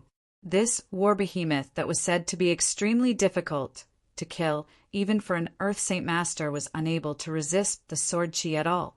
From this, it could be seen how powerful the sword Qi was. He wondered just how effective it would be on a Class 5 magical beast. Jianqin followed the path in his memory and quickly found the Kai clan. Right now, the several dozen people who had just joined the Flame Mercenaries were all temporarily living in the Kai clan. They had been arranged to live in a separate courtyard by Kyle. The Kai clan was a small clan that had only been established for around 30 years. In terms of background, they could not compare to the Zhou clan. Thus, the Kai clan only had around 100 guards and martial artists. Jianqin was personally led by the armored clan's patriarch Kyle. Under the astonished gazes of the patrolling guards, he went straight to the courtyard where the Flame Mercenaries were living. The courtyard was a courtyard. Aside from the main entrance, there were houses on all three sides. In the middle of the courtyard was a patch of grass. At this moment, the several dozen people who had just joined the Flame Mercenaries were sitting in groups of 3 to 5 and conversing with one another. Jianqin's arrival immediately caused everyone to stop talking. One by one, they stood up from the ground and politely called out to Jianqin, "Captain, Captain!" Jianqin indifferently glanced at the people around him and said, "Seth, Duo Kong, Chaka, Ma Tian, and Qingfeng still haven't arrived?" "Captain, the 5 of them still haven't arrived. They must still be dealing with their own mercenary groups," said a young man around 30 years of age. However, just as he finished speaking, a servant of the Kai clan hurriedly ran over from the distance. He looked at the several dozen men in the courtyard with some surprise. In the end, he whispered to Kyle, who was standing behind Jianqin, Patriarch, the Golden Dragon mercenaries, the Char mercenaries. Without waiting for the servant to finish, Kyle waved his hand and said, I understand. You may leave. Yes, Patriarch. Chapter 232. Accompanied by the Patriarch of the Kai family, Kai heir, Jianqin walked towards the entrance. From afar, Jianqin could see a group of people led by the leaders of the 5 mercenary groups, standing quietly at the entrance. They didn't show the slightest displeasure at being stopped by the guards at the entrance. When Jianqin and Kyle arrived at the main gate, they saw over 100 men standing quietly behind Seth and the other 4 mercenary leaders. Every single one of them unconsciously emitted a faint, killing aura. This was a unique aura that only those who had been baptized by slaughter could possess. When these hundreds of murderous auras gathered together, those with weak willpower or those with weak strength did not dare to approach. Leader! Leader! When they saw Jianqin, Seth, Duo Kong, Charles, Mo Tian, and Qing Feng all called out. When they heard how the 5 of them addressed Jianqin, the 100 or so men standing behind them immediately focused their gazes on Jianqin. Their gazes were sharp, as if they were bloodthirsty beasts. However, when they saw Jianqin's age, they all revealed expressions of shock and disbelief. Before they came, their leader didn't hide anything from them and told them everything. Therefore, they knew that they were following their leader to join another mercenary group that was stronger and had a brighter future. Changing to another mercenary group wasn't something unacceptable to them. Moreover, they were going with many brothers who had gone through life and death situations. However, they definitely didn't expect their new leader to be so young. Leader, the 5 of us have already disbanded the mercenary group. The people behind us are our good brothers and also the elites of our group. They are following me to join the Flame mercenary group. Charles swept his gaze across the group behind him and said to Jianqin, This time we have a total of 121 brothers. Among them there are 32 from the hot-blooded mercenary group, 25 from the Golden Dragon mercenary group, 17 from the Char mercenary group, 28 from the Massacre mercenary group, and 19 from the Light Wind mercenary group. Mo Tian spoke with a loud and clear voice. Jianqin glanced at the 100 or so men behind the 5 of them and nodded with a smile. Not bad, not bad. Let's talk inside. After that, Seth and the other 4 led the 100 or so men into the Kai clan's courtyard under the dumbfounded gazes of the Kai clan's guards. It was still the same courtyard. All 170 people were gathered in the empty space in the center as they stared at Jianqin, who stood in front of them. Jianqin swept his gaze across the crowd and loudly said, Brothers, I don't care what organization you belong to in the past or what mercenary group you've joined in the past, but I want to tell you clearly now that you are all members of the Flame mercenary group. The Flame mercenary group is your home, so you must prioritize the interests of the Flame mercenary group. I believe that the Flame mercenary group will definitely become more and more powerful with everyone's hard work. In the future, our Flame mercenary group will definitely become renowned on the Tianyuan continent and become the greatest mercenary group on the Tianyuan continent. This is my goal, Jianqin. After a moment of silence, a voice finally broke the silence after Jianqin finished speaking. Then, who is the leader of our Flame mercenary group? A person in the crowd asked loudly. Jianqin faintly smiled when he heard that. He said, From today onwards, I will be the leader of the Flame mercenary group. What right do you have to be our leader? A dissatisfied voice rang out from the crowd. Yeah, what right do you have to be our leader? Kid, you probably haven't even reached puberty, yet you want to be our leader. It's not that easy to be our leader. That's right. That's right. You're absolutely right. Soon after, more and more voices of opposition rang out. Aside from a small portion of people who remained silent, most of the people in the group actually refused to accept Jianqin as their leader. Even though they already knew that their new leader was very powerful, they still refused to believe it when they saw Genshin's age. Just how powerful could Genshin be when he was only in his 20s? Seth and the others all chose to remain silent in response to the voices of opposition. They did not speak up to stop them. If Genshin could not even deal with such a small matter, how was he supposed to lead his brothers to greatness in the future? This result was within his expectations. He said, "Just because I'm stronger than all of you. On the Tianyuan continent, where the strong are revered, strength is the deciding factor. If any of you refuse to submit to me, feel free to challenge me. I'll give the position of captain to anyone who can dodge my strike." "That's right," said Genshin with a faint smile on his face. He had already expected this outcome. He said, "Just because I'm stronger than all of you."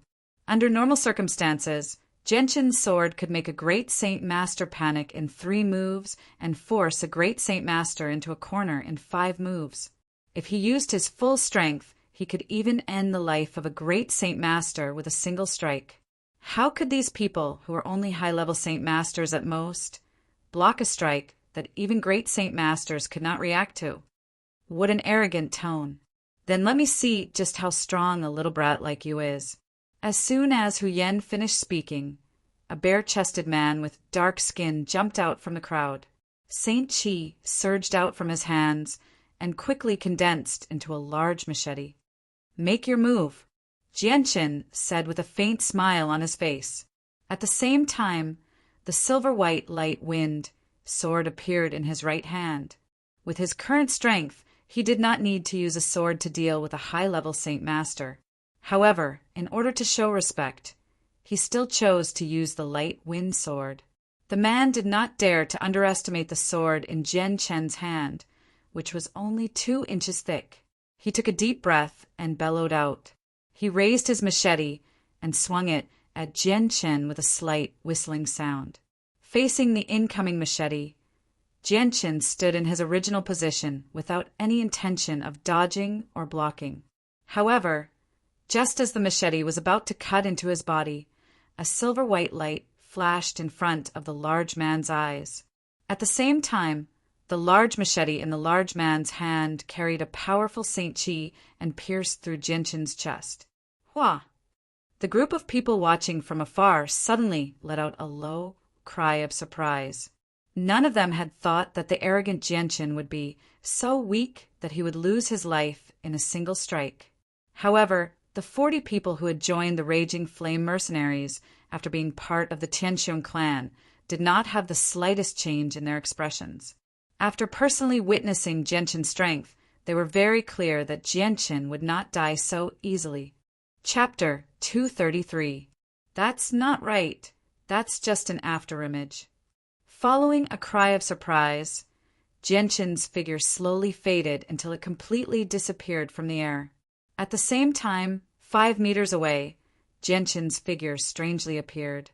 In that instant, other than the few Saint Masters who could vaguely see Genshin's figure, no one else could see Genshin's movements. Although the large man was shocked by Genshin's speed, he was still an experienced fighter. Suppressing the shock in his heart, he swung his machete once again at Genshin. The sharp blade cut through the air, creating a "so" sound.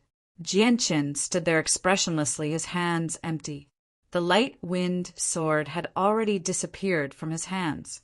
The moment the large man made his move, Genshin softly said, "You've already lost." Hearing this, the large man froze for a moment. Genshin's words caused him to subconsciously stop his movements. Looking at Genshin with a confused expression, he asked, "I've lost? How did I lose?" Seeing the large man's confused expression, Genshin couldn't help but smile and say, "Touch your neck."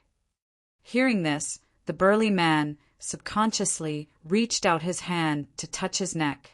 From the contact between his fingers and his skin, he could clearly feel that an extremely small wound had appeared on his neck.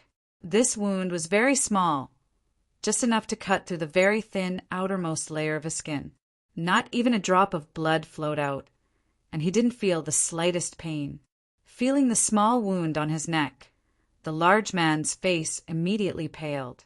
His forehead was already covered in cold sweat as he stared at Jianchen in disbelief. With a trembling voice, he said, This was caused by you?" The burly man didn't even know when the tiny wound on his neck that he couldn't even feel the slightest bit of pain had appeared. Furthermore, he also understood that if the wound had been any deeper, he probably wouldn't have been able to stand here right now. Jianchen smiled and nodded. "Now, do you still want to continue fighting with me?" Big Tiger backed down. "You are not the leader's opponent. If the leader wanted to kill you, you would already be dead," Duo Kong, who was standing in the crowd, said. Looking at Jianchen, he actually had a rare look of admiration. Although the weapon he was using wasn't a sword, Duo Kong knew that Jianchen's control of the sword had already reached a godly level. Yes, this large man was originally a member of the Golden Dragon Mercenaries, and Duo Kong was his former leader. Duo Kang's words were equivalent to an imperial edict to him. Moreover, from the wound on his neck, it was clear that if Jianchen wanted to kill him, he wouldn't be able to stand there anymore. Jianchen's gaze swept across the rest of the people and said, "Now, if anyone wants to challenge me, I will still say the same thing. If anyone can defeat me, I will hand over the position of leader to them. I will not go back on my words." The entire courtyard was silent. The people who had been arguing about Jianchen becoming their leader no longer made any sounds of opposition. That large man was a high-level Saint Master. This kind of strength was already considered quite good in Wake City. However, in Jianchen's eyes, this kind of strength was actually so weak that he couldn't even take a single blow from Jianchen. Just based on this point alone, most of the mercenaries had already approved of Jianchen. Sweeping his sharp gaze across the crowd, Jianchen revealed a trace of a victorious smile and said loudly, "Since no one is speaking, then from today onwards, you are all members of the Raging Flame Mercenaries, and I am the leader of the Raging Flame Mercenaries. Does anyone have any objections?" Jianchen practically shouted the last sentence. "I have no objections. In the future, I, Duo Kong, will follow the leader's orders."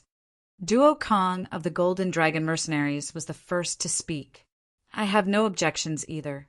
In the future, I, Seth, will follow the leader's orders." Seth of the Raging Flame Mercenaries also spoke. Afterward, the leaders of the other mercenaries all expressed their allegiance to Jianchen. When the mercenaries of the 5 mercenaries saw that their leaders had all submitted, they naturally didn't have any objections. They all accepted Jianchen as their leader. Afterward, Jianchen brought Seth, Duo Kong, Chaka, Emotian, and Qingfeng, the 5 Saint Masters, and the over 100 mercenaries they had brought with them. They majestically left the Kai clan's courtyard and headed towards the Mercenary Union. Only by having these people officially join the Raging Flame Mercenaries would they be able to bring glory to the mercenaries when they completed missions. This was the only way to quickly raise the level of the mercenaries. Since Jianchen was determined to have the Raging Flame Mercenaries become the #1 mercenary group in the Tianyuan continent, then the mercenaries' levels were essential. This was the first step towards his grand dream, and at the same time it was also the beginning of fulfilling Uncle Kendall's final wishes. Over 100 people walked on the street. Among them were 5 Saint Masters who had a certain amount of fame in Wake City. Very quickly, Jianchen's group caused a commotion on the street.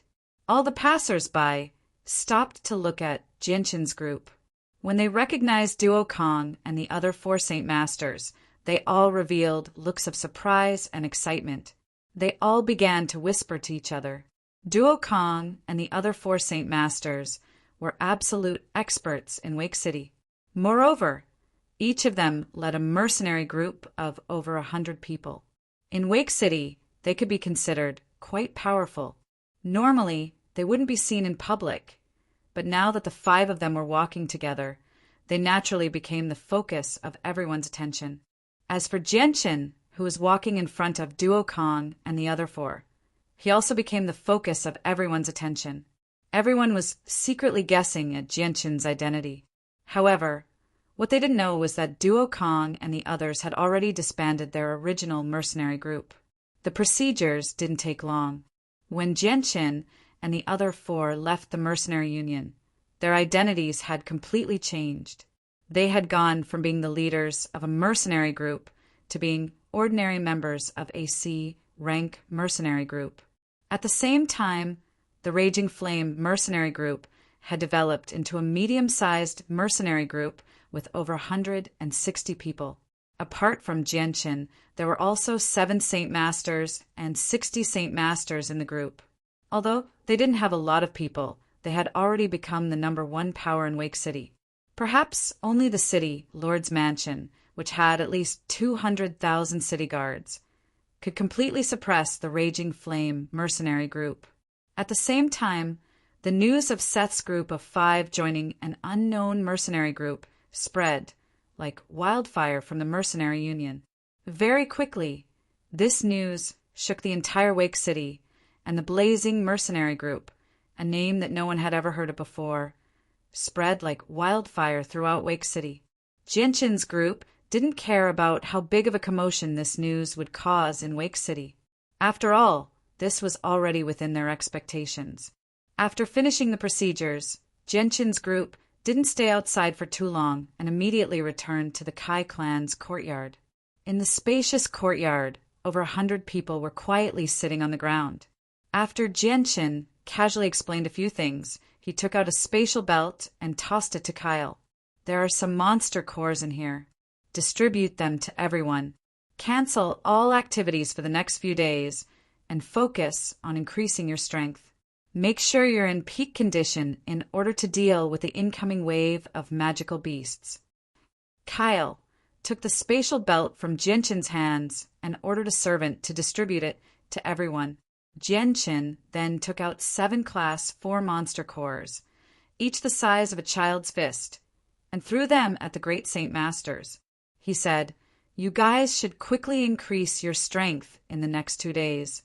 Increase as much as you can. There will be Class 5 magical beasts in this wave of magical beasts." The Great Saint Masters had just reached out to grab the monster cores when they heard Jianqin's last sentence. Their expressions immediately changed. Charles couldn't help but cry out in alarm. "What? This time there will be a 5th rank magical beast appearing?" Jianqin's expression was a bit grave as he nodded. "That's right. There will indeed be a 5th rank magical beast. It seems like this wave of magical beasts won't be that easy to defend." Everyone's expressions became unsightly after hearing Jianqin's words. There were even a few people whose faces had turned pale from the fear of a 5th rank magical beast. "Captain, a 5th rank magical beast isn't that easy to deal with. This time, I'm afraid that Wake City will face a great disaster. We might not even be able to protect the entire city. I think we should leave as soon as possible." A person with a smaller stature spoke. His voice was trembling, and he didn't hide his fear of a 5th rank magical beast at all. Hearing this, Jianqin frowned slightly and said in a low voice, "What are you afraid of? Even if the sky falls, there are tall people holding it up. There's no need for everyone to be so worried about the 5th rank magical beast appearing this time. I should be able to deal with it." Jianqin's words shook the minds of over 100 people. Quite a few of them looked at Jianqin with eyes filled with shock and disbelief. Jianqin's words were interpreted by almost everyone as another way to reveal his strength. However, for Jianqin to possess such great strength at such a young age was hard to believe.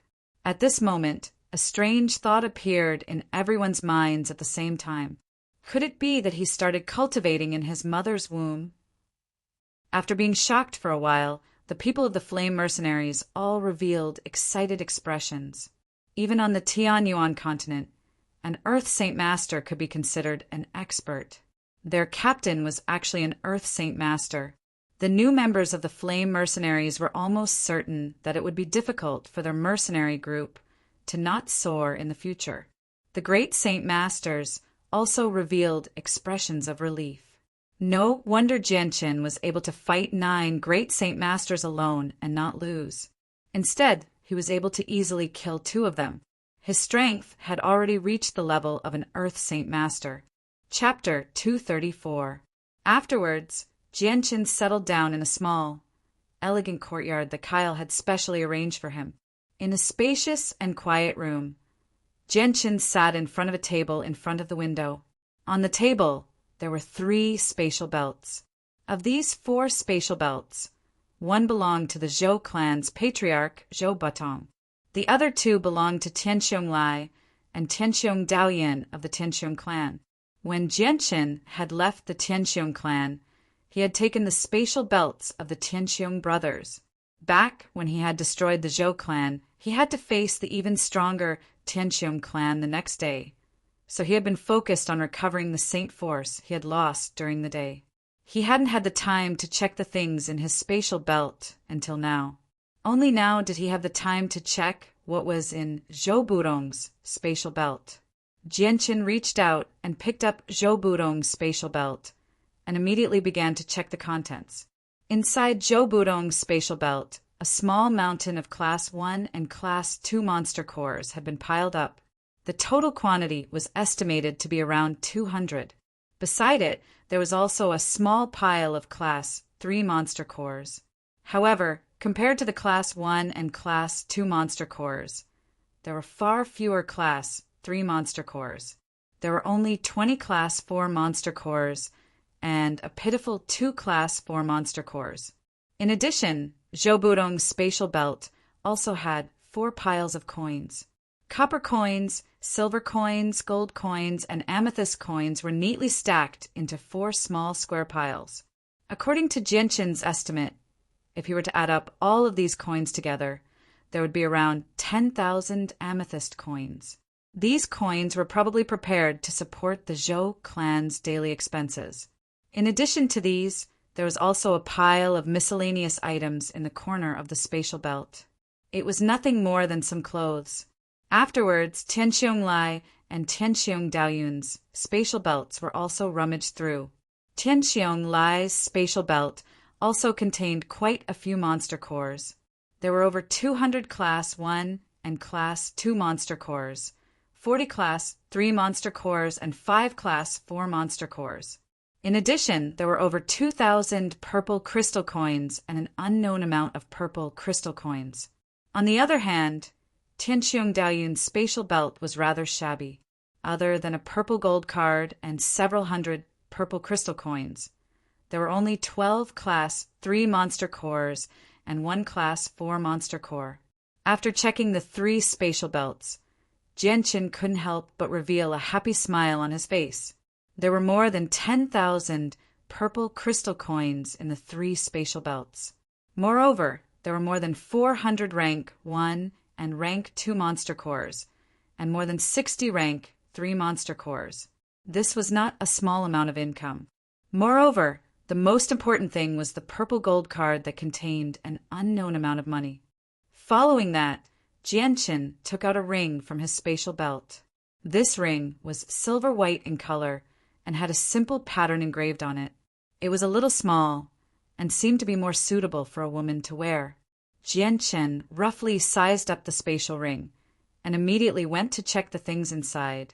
The spatial ring was a higher grade storage device than the spatial belt. The space inside it was much larger than a spatial belt. Even the most expensive spatial belt only had a space of 12 square meters. As for this small spatial ring, although the space inside couldn't be compared to the spatial ring that Jianqin's father, Changyangba, had given him, it still had a space of more than 50 square meters.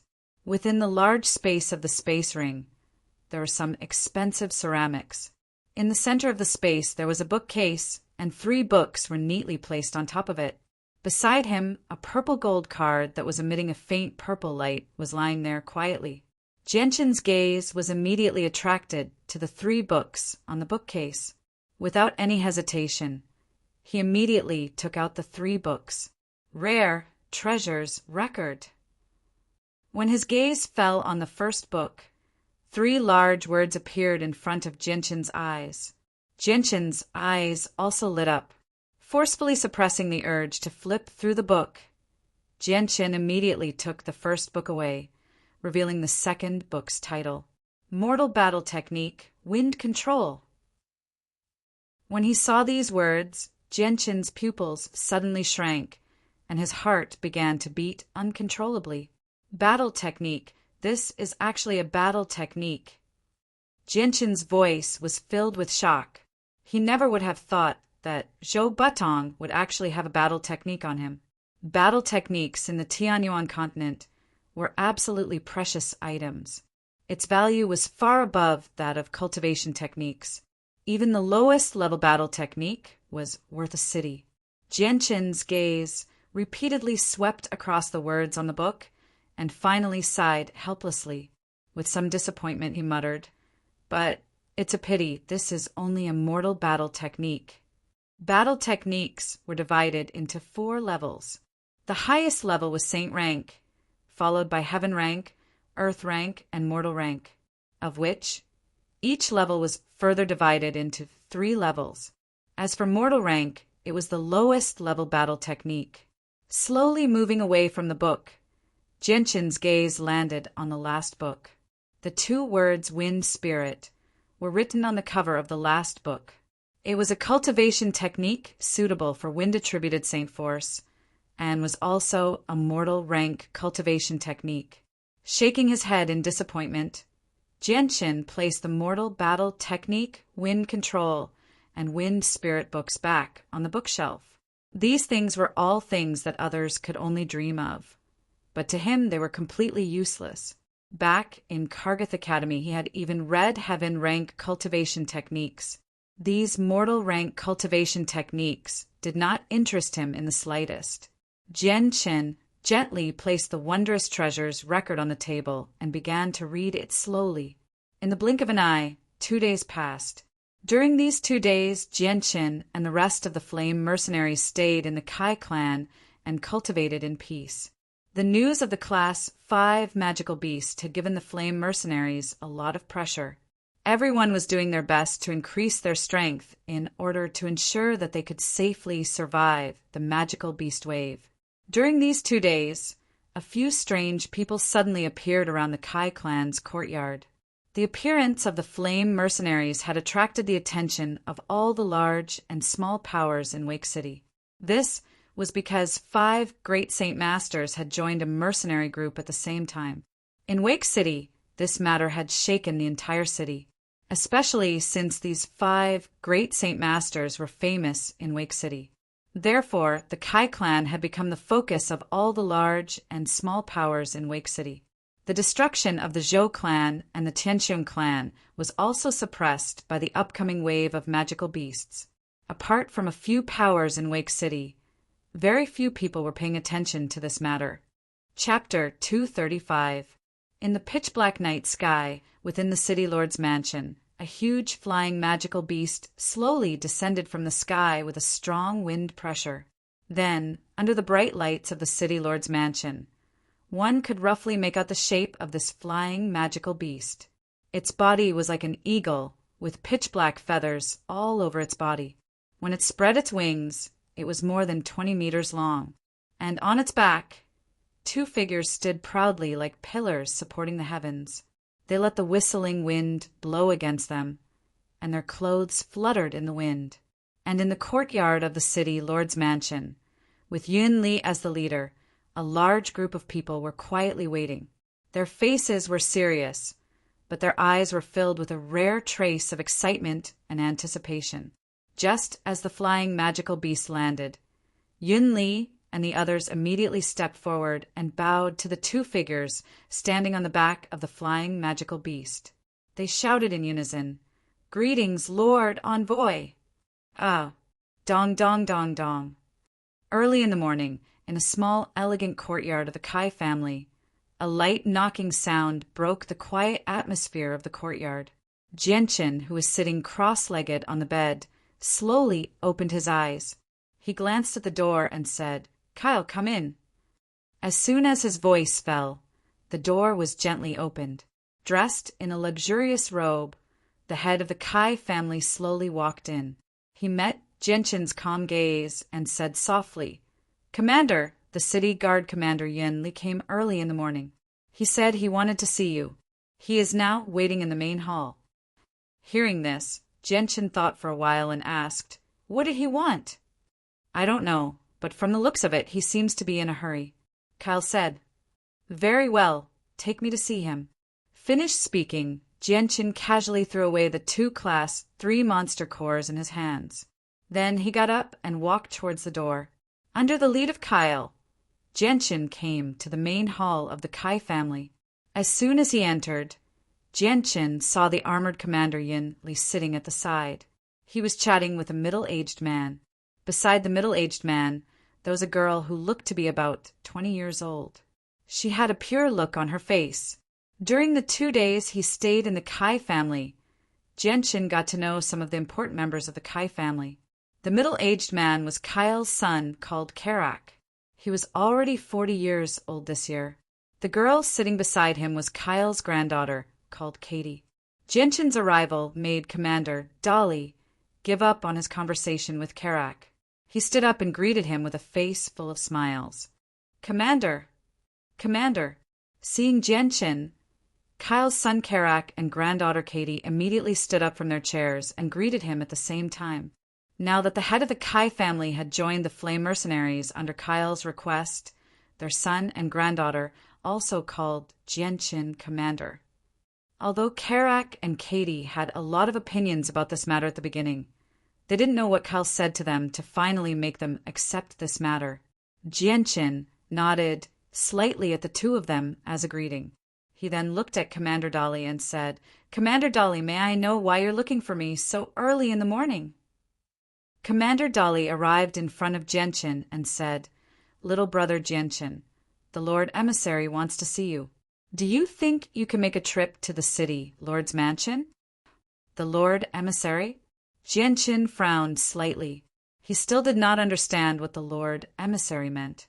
Perhaps because he understood Genshin's doubts, Commander Dolly explained, "The Lord Emissary is a powerhouse sent by the royal city to help us fend off the magical beast wave." Commander Yin Li emphasized the word powerhouse, as if he was reminding Genshin. A sliver of respect appeared in his eyes. A gleam of light flashed through Genshin's eyes when he heard that. After a moment of hesitation, he said, "Commander Dolly, may I know why the Lord Emissary wants to see me?" "I don't know. The Lord Emissary didn't explain, and I didn't dare to ask." Commander Dolly shook his head. Genshin frowned slightly. Countless thoughts flashed through his mind. After thinking for a while, he decided to follow Commander Dolly to the city Lord's Mansion. In the city Lord's Mansion of Wake City, Commander Dolly brought Genshin to a garden. He turned to Genshin and said, "Little brother Genshin, the Lord Emissary is waiting for you in a pavilion in the middle of the garden. I still have matters to attend to, so I won't be able to accompany you." Genshin nodded slightly. He looked around and saw that the garden wasn't very big. There were all kinds of flowers and plants growing in the surroundings. A faint fragrance floated in the fresh morning air. Taking a breath, one would feel refreshed. It was as if one's mind had been strengthened 100 times in an instant. Genshin's gaze finally landed on the pavilion in the middle of the garden. He saw 2 people wearing luxurious robes sitting at a table drinking wine. Commander Yin Li was respectfully pouring wine for the 2 people. There were no guards around them. Genshin's gaze stopped on the 2 people wearing luxurious robes for a while. In his heart, he already knew that these 2 people were the Lord Emissary that Commander Dolly had mentioned. He didn't hesitate and walked towards the pavilion. Along the way, his gaze constantly moved around, admiring the flowers and plants. When Genshin arrived at the pavilion, Commander Yin Li, who was pouring wine for the 2 emissaries, quickly said, "Lord Emissary, this little brother is Genshin." The eyes of the 2 emissaries fell on Genshin at the same time. At this time, Genshin also saw the faces of the 2 emissaries. They were middle-aged men around 40 years old. One of them had a gentle expression, giving people a good impression of him. The other one had an indifferent expression, giving people 1,000 miles away. They were wearing the same clothes. But what made Gentian even more surprised was that the two emissaries looked very similar. "You are Gentian." The gentle emissary smiled and softly said to Gentian. Gentian cupped his hands and said, "Yes, I am Gentian. I don't know why the two emissaries are looking for me." Gentian's tone was neither servile nor overbearing. His plain words were not lacking in manners. As soon as Gentian's voice fell, a huge aura suddenly appeared, like a mountain pressing down on Gentian. Caught off guard, Gentian suddenly felt as if his chest was being pressed by a big stone, making it difficult for him to breathe. The sudden change made Gentian's expression change abruptly. His originally calm eyes flashed with a fierce light.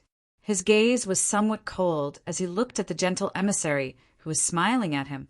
Not to be outdone, a huge aura erupted from his body and fiercely collided with the aura released by the emissary. Pa! Following the sound of an explosion, a gust of wind suddenly blew in the quiet garden, causing the flowers and plants in the garden to madly dance their delicate bodies. "Lord Emissary!" Commander Yin Li's expression changed slightly as he hurriedly opened his mouth. Chapter 236. Gentian's presence and the envoy's presence intertwined in the air. The two powerful presences were like two ferocious beasts tearing at each other, neither willing to give way to the other. As the two presences clashed, the entire garden was enveloped by a whistling gale that rapidly grew in size. The gentle-looking envoy nodded with a smile. His presence suddenly increased, viciously pressing toward Gentian with the force of a stormy wave. Gentian's face became extremely stern. As the envoy's presence increased, his presence, which had been on par with the envoy's, was immediately suppressed. At that moment, Gentian felt as if the space around him had solidified, trapping him tightly within. It was constantly pressing against his body, and his clothes had already been pressed against his body by the envoy's presence. Gentian grunted. His presence rapidly increased, reaching the peak of what he could reach very quickly. However, the envoy's presence still firmly suppressed him. No matter how hard he tried, he was unable to break free. The envoy's presence was like an insurmountable mountain to Gentian. The two envoys were both Earth Saint Masters. With Gentian's strength as an early Great Saint Master, it was impossible for him to defeat an Earth Saint Master. Even though the envoy's presence had rendered him immobile, Gentian still refused to give up. The saint force within him was already circulating as much as he could to resist the envoy's presence. Under Gentian's feet, tiny cracks had already appeared on the hard stone floor. With Gentian's feet as the center, the cracks spread out in all directions like a spider web. As the stone floor cracked, Gentian's feet began to slowly sink into the ground. Seeing the envoy from the royal city treat Gentian like this, City Lord Yinli, who was standing on the side, had an anxious expression. In his heart, he had already seen Gentian as a young master from a powerful family. Moreover, his own potential was hard to come by even in 100 years. To be able to reach the strength of a great saint master at such a young age, his future achievements were simply unimaginable. If the envoy offended him at this time, he would be in trouble. If the envoy offended Gentian, it would cause a lot of trouble for no reason. Most importantly, if Gentian held a grudge, it would be an extremely troublesome matter. Even though City Lord Yin Li's face was filled with anxiety, the two envoys in front of him were not people he could afford to offend. As a result, after his first attempt to persuade them was stopped by the envoy, he could not open his mouth to say anything else. If he spoke too much and angered the envoy, then the consequences would be something he did not want to see. The envoy seemed to want to test Gentian's strength. The pressure on Gentian's body continued to increase. At this moment, the ground Gentian's feet were standing on had already cracked. His feet had already sunk deep into the ground. His face had become extremely pale. It was as if there was a huge rock pressing down on his heart. Every breath he took was extremely difficult. but he still clenched his teeth and endured without making a sound. However, the light in his eyes became colder and colder, faintly filled with killing intent. Clearly, the envoy's actions had caused Genshin's heart to be filled with killing intent. The envoy continued to stare at Genshin with a smile on his face. His expression was extremely gentle, as if he was a harmless old man. However, the pressure on Genshin's body continued to increase. Currently, Genshin's entire body had been suppressed by the enormous pressure to the point that even moving a finger was extremely difficult. Is this the true strength of an Earth Saint Master? Just the pressure alone is enough to make me unable to move. It really is terrifying. It's not something a great Saint Master can compare to. Genshin was secretly shocked. Comparing an Earth Saint Master and a great Saint Master was indeed like heaven and earth. The two could not be compared at all. The difference between the two was just too great. Just as Genshin was being suppressed to the point where he could not breathe, suddenly the purple and green light in his dantian began to shine brightly. Afterwards, a visible purple and green light shot out from Genshin's body and formed 2 3-meter-long pillars of light above his head. They vaguely seemed to be in the shape of swords as they stabbed into his head. At the same time, an incomparably powerful sword chi suddenly radiated from Genshin's body. It was as if it was descending from the sky with the aura of a ruler. It instantly enveloped an area of several dozen meters. In this area, even the air seemed to have been affected by the sword chi, becoming somewhat sharp. When a gentle breeze brushed past a person's body, it did not feel as gentle as before. Instead, it was as if a sharp sword had pierced through a person's body, causing waves of piercing pain.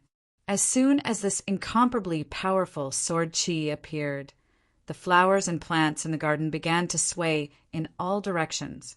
In the next moment, all of the flowers and plants within a radius of several dozen meters were reduced to dust and scattered in the air.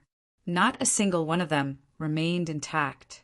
At the same time, the stone pavilion opposite Genshin suddenly emitted a series of rustling sounds. Dust filled the entire pavilion, and in just a short moment, the entire pavilion disappeared at a speed visible to the naked eye. It had already turned into dust that slowly floated in the air, blocking the line of sight ahead. What kind of power is this? Quickly retreat, quickly retreat. The sudden change caused the two envoys to be unable to maintain their usual calmness.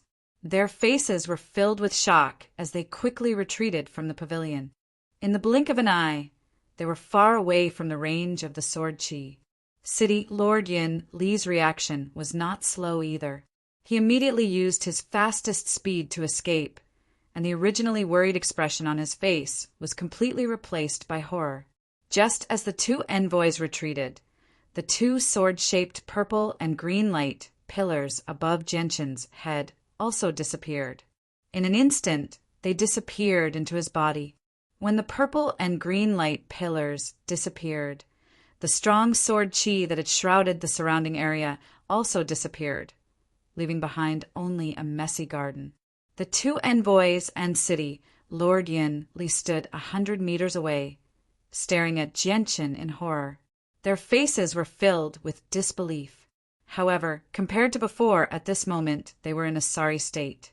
Their originally intact clothes were now filled with countless small tears. On the faces of the 3 envoys, there were many small wounds, and a little blood stains almost covered the entire face.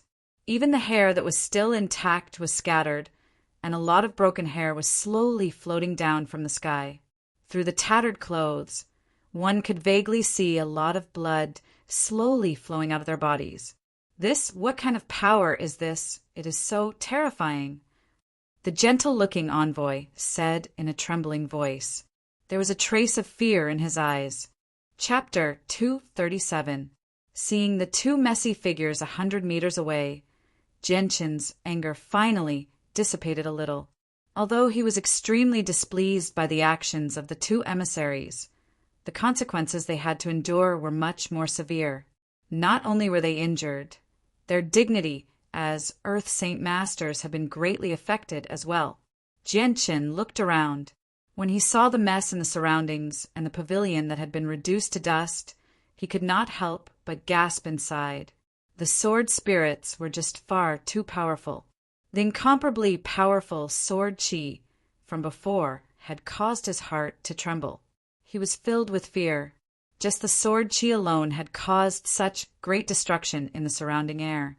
It had even reduced 2 Earth Saint Masters to such a horrible state.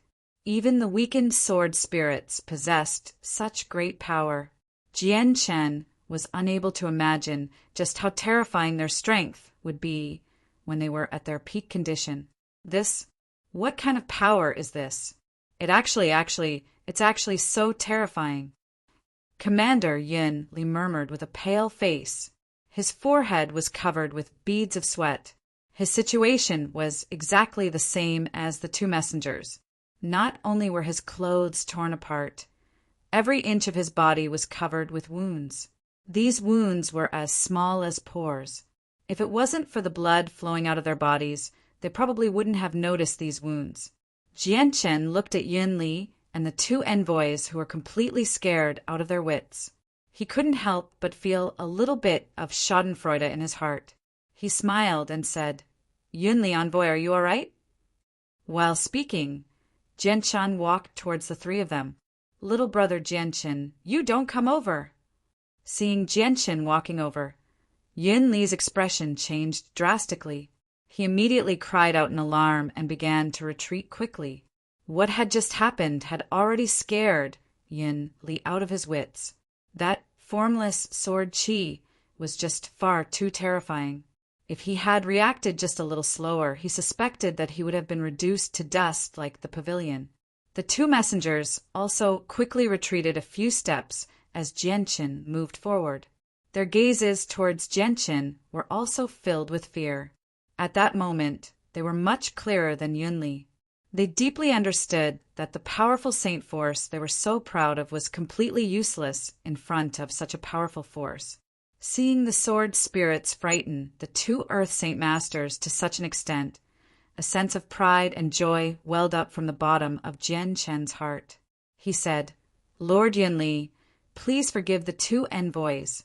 What happened just now was not something I could control, but it's fine now." The 2 messengers glanced at the destroyed garden around Jianchen. Then the one with a cold expression said, "What was that force just now? It was actually so powerful." Jianchen shook his head and sighed. "I'm sorry, envoy. There are some things that I really can't tell you. However, the force that appeared just now was not something I could control. If I have offended you in any way, please forgive me." "Say, it's fine. We brought this upon ourselves. If I hadn't pressured you with my aura, I don't think that power would have appeared." The gentle-looking Lord Emissary had a gloomy expression on his face. When he had first arrived in Wake City, he had heard Yun Li mention Jianchen's achievements. This time he had called Jianchen over to see just what kind of person Jianchen was, and also to test Jianchen's strength. He wanted to see if he was as powerful as Yun Li had said. However, he never thought that this test would cause him to suffer such a great loss. He had lost all his face. Hearing his words, the cold-faced emissary coldly glanced at him and snorted, "You're a busybody. You're asking for trouble." Hearing this, the warm envoy awkwardly smiled and said, "Jianchen, I've offended you before. Please don't take it to heart." Jianchen hurriedly said, "How could that be? I should be the one saying that. I hope envoy doesn't mind." "2 envoys, little brother Jianchen, now that this place has been destroyed, why don't we find another place to talk?" The one who spoke was Yun Li. Although his body was also covered in wounds, these were only superficial injuries. Seeing that there was no conflict between Jianchen and the envoy, he secretly let out a sigh of relief.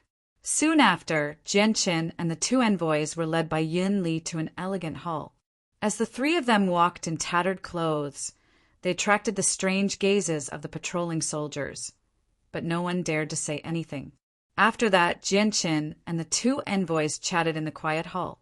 After chatting for a while, Jianchen learned the names of the 2 envoys and their temperaments. These two emissaries were a pair of brothers. Although they were brothers from the same father and mother, their personalities were completely opposite. The emissary with a gentle face was the elder brother. His name was Katara. He had a gentle appearance and always had a gentle smile on his face. People couldn't help but feel a sense of familiarity with him. The other envoy was Katara's younger brother, Katara Faye. Katara Faye was naturally cold and taciturn. He had a cold aura that kept people 1,000 miles away. During their chat, Katara also brought up the issue of Genshin's identity. Towards this topic, Genshin was always vague and didn't give a direct answer. Katara also seemed to see that Genshin didn't want to answer this kind of question, so he didn't continue to harp on this topic. After the incident in the garden, Katara didn't dare to look down on Genshin. At this time, Duo Li walked in with a serious expression. Duo Li bowed to the two envoys and immediately said to Yunli, "Mayor, we just received a report that the magical beasts of the Magical Beast Mountain Range have left the forest and are heading towards Wake City." Hearing this, the few envoys immediately changed the topic. Yun Li's face sank as he asked, "How many are there?" "Many, many. It's impossible to calculate." Commander Yun Li's face was heavy. "Did you find any traces of Class 5 magical beasts?" Katara asked in a deep voice.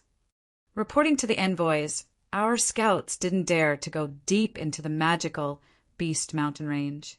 They only searched the outskirts, so they didn't find any traces of Class 5 magical beasts. Commander Yin Li cupped his hands towards Katara. Chapter 238.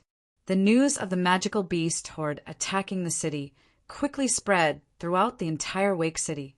Immediately, the entire city began to boil with excitement. The mercenary groups that were originally ready to set off immediately led their brothers towards the city gates as soon as they heard the news. Although the atmosphere of the city became heavy due to the impending slaughter, there were still many people who were filled with excitement. Jianqin also left the city Lord's mansion as soon as possible and returned to the Kai clan to gather his troops. He led 7 great Saint Masters and over 100 members of the Raging Flame mercenary group towards the city gates. Along the way, they couldn't see the caravans that usually carried large carts of goods. Instead, they could only see mercenaries wearing helmets and armor heading in the same direction. Many of them had excited expressions on their faces. For this magical beast wave attack, the mercenary union stationed in Wake City had issued a mission. As long as they could take the left ear of a magical beast, they would receive a monetary reward corresponding to the rank of the magical beast. The more ears they took, the greater the monetary reward. As a result, although the magical beast wave attack was extremely dangerous, and one could lose their life if they weren't careful, the temptation of money still attracted many people who weren't afraid of death. However, this money was paid by the city, Lord's Mansion. Although it wasn't a small amount, Wake City was very close to the magical Beast Mountain Range, and the trade of magic cores was also very large. Therefore, Wake City could be considered quite wealthy. Otherwise, they wouldn't have been able to build a city wall that was comparable to a first-grade city's. When Jianchen led the 100 or so members of the Raging Flame mercenary group to a distance of 1,000 meters from the city gates, they couldn't advance any further. This was because there were simply too many people gathered here, and the path ahead was completely blocked. Seeing this, Jianchen took a step back and said to the 7 great Saint Masters behind him, "You guys clear the path!" These 7 great Saint Masters all had a certain amount of fame in Wake City. Quite a few people recognized them, and when they were asked to open the way, very few people didn't give them face. Moreover, this time, all 7 of them were walking together. This created an even greater deterrence. The 7 Saint Masters switched positions with Jianchen and released their auras at the same time. Duo Kong opened his mouth and said, "Brothers in front, please move aside." As they spoke, they deliberately controlled their auras to form an invisible sharp sword that gently pierced into the crowd in front of them. They used their powerful auras to separate the dense crowd in front of them into two sides. Isn't that the leader of the Golden Dragon mercenary group? I didn't expect him to come as well. That's the leader of the hot-blooded mercenary group. It is said that they have disbanded their mercenary group and joined a small mercenary group called Raging Flames. I don't know if this is true. As soon as the 7 great Saint Masters appeared, they immediately attracted the attention of quite a few people. Immediately, a wave of discussion sounded out. Jianchen mixed in with the large group behind him and followed behind the 7 great Saint Masters towards the city gates. He didn't attract much attention. When Jianchen's group was about 500 meters away from the city walls, there was a sudden commotion in front of them. A group of armored soldiers were walking towards Jianchen's group, and the leader was Commander Duo Li. Haha, little brother Jianchen, the city lord and the great envoy are waiting for you on the city walls. Let me lead the way for you. Commander Duo Li saw Jianchen from far away and said in an extremely polite tone. Hearing this, Jianchen walked out of the crowd and arrived in front of Duo Li. He smiled and said, "Then I'll have to trouble Commander Duo Li." Afterwards, under the shocked gazes of countless people, Jianchen and Commander Duo Li walked towards the city walls. Wake City's city walls were built according to the standards of a first-class city. It was 40 meters high and 20 meters wide. On top of the city walls, there were already soldiers and mercenaries dressed in different attire. However, the mercenaries that were able to come here were either from the powerful factions of Wake City or from the powerful mercenaries. On top of the city walls, there were more than 30 magic crystal cannons lined up in a row. Next to each magic crystal cannon were 5 soldiers and a large metal chest filled with magic cores. Commander Duo Li directly brought Jianchen to City Lord Yun Li's side. At this moment, City Lord Yun Li had already changed his clothes and was looking forward with a dignified expression. Next to him stood a few middle-aged men. They were all famous people in Wake City. As for the 2 envoys, they were wearing black robes and were standing far away. They didn't speak to anyone. Even if some people took the initiative to talk to them, the 2 envoys would ignore them. City Lord, what is the current situation with the magical beasts?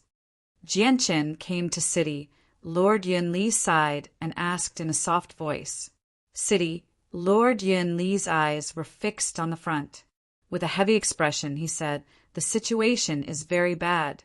The number of magical beasts this time is much more than the previous times. Little brother Jianchen, take a look. There are tens of thousands of magical beasts. There are simply too many of them." Hearing this, Jianchen's expression also became somewhat serious. He immediately looked up and saw a black mass of magical beasts slowly advancing towards Wake City. There were so many of them that it was impossible to count. Moreover, they were very disciplined. Seeing this scene, Jianchen's eyes narrowed. For magical beasts with low intelligence to advance in such a disciplined manner, there must be a class 5 magical beast controlling them from behind. After all, class 5 magical beasts already had a certain level of intelligence.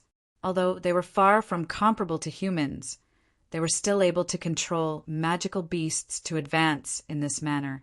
This time the magical beasts attacking the city seems a little strange. City Lord Yun Li, I remember that when the magical beasts attacked the city in the past, they would charge towards the city walls without any regard for their lives. How can they maintain such a disciplined pace? A white-haired old man standing next to City Lord Yun Li said with a dignified tone. That's right. When Wake City faced the magical beast wave last time, I was also present. This time, the situation is indeed a little strange. The one who spoke was a middle-aged man. The middle-aged man's eyebrows were tightly knit together with a trace of worry on his face. Following these 2 people's words, the other people standing next to City Lord Yun Li also voiced their doubts. To be able to stand here, they were not simple people. Just from this scene alone, they could already see that something was wrong. Chapter 239. After hearing Cloud Force City Lord's words, Everyone's complexion suddenly became very dignified. However, no one made a fuss because they could already faintly guess the result from the current formation of the demonic beasts. In the past, Wake City would be besieged by magical beasts once every 10 or 20 years. Many of them had participated in the past, so they had some understanding of the situation. However, they had never seen such a strange situation before. Magical beasts with low intelligence and different types of magical beasts were actually moving at the same speed as trained soldiers. This kind of unimaginable scene could only be explained by a Class 5 magical beast behind the scenes. We're in big trouble this time. A Class 5 magical beast is extremely strong. Even an Earth Saint Master may not necessarily be able to win against one. Right now, our Wake City doesn't have any experts capable of dealing with Class 5 magical beasts. It seems that we can only use human wave tactics. An old man in luxurious robes spoke with a heavy tone. He didn't show the slightest bit of fear because of the news of a Class 5 magical beast. To deal with a Class 5 magical beast, even if we use human wave tactics, we can only use a sea of great Saint Masters. Those who only have the strength of a Saint Master won't be able to break through the defense of a Class 5 magical beast. They won't be able to cause any damage. The one who spoke was a middle-aged man with a head full of fiery red hair. He was tall and sturdy, and his entire body emitted a murderous aura. That's right, a Class 5 magical beast. Only a great Saint Master would be able to deal some damage to it. And that's only if it's a Class 5 magical beast that doesn't specialize in defense. If a Class 5 magical beast with outstanding defense were to appear, I'm afraid that even if it just stood there and let us attack it, we wouldn't be able to do any damage to it. Hopefully, this Class 5 magical beast won't be too hard to deal with. Otherwise, it would be difficult to defend Wake City. A middle-aged man with short hair said with a heavy expression, "That's easy for you to say. If there was only one 5th rank magical beast, then all of the great Saint Masters in Wake City wouldn't be able to defeat it. However, the problem is that apart from the 5th rank magical beast, there are also other magical beasts. Moreover, there are quite a few 4th rank magical beasts. If all of us great Saint Masters go to deal with the 5th rank magical beast, then how are we supposed to deal with the 4th rank magical beasts? What's there to be afraid of?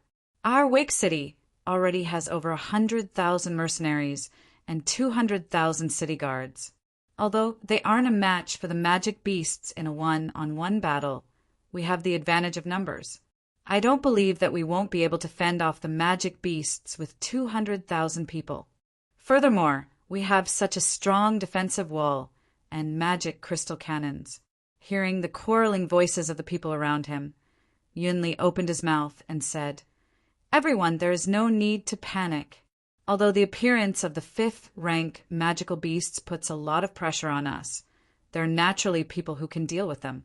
Our opponents are only magical beasts of the 4th rank and below. Even so, the number of magical beasts this time is too great. Therefore, we cannot lower our guard.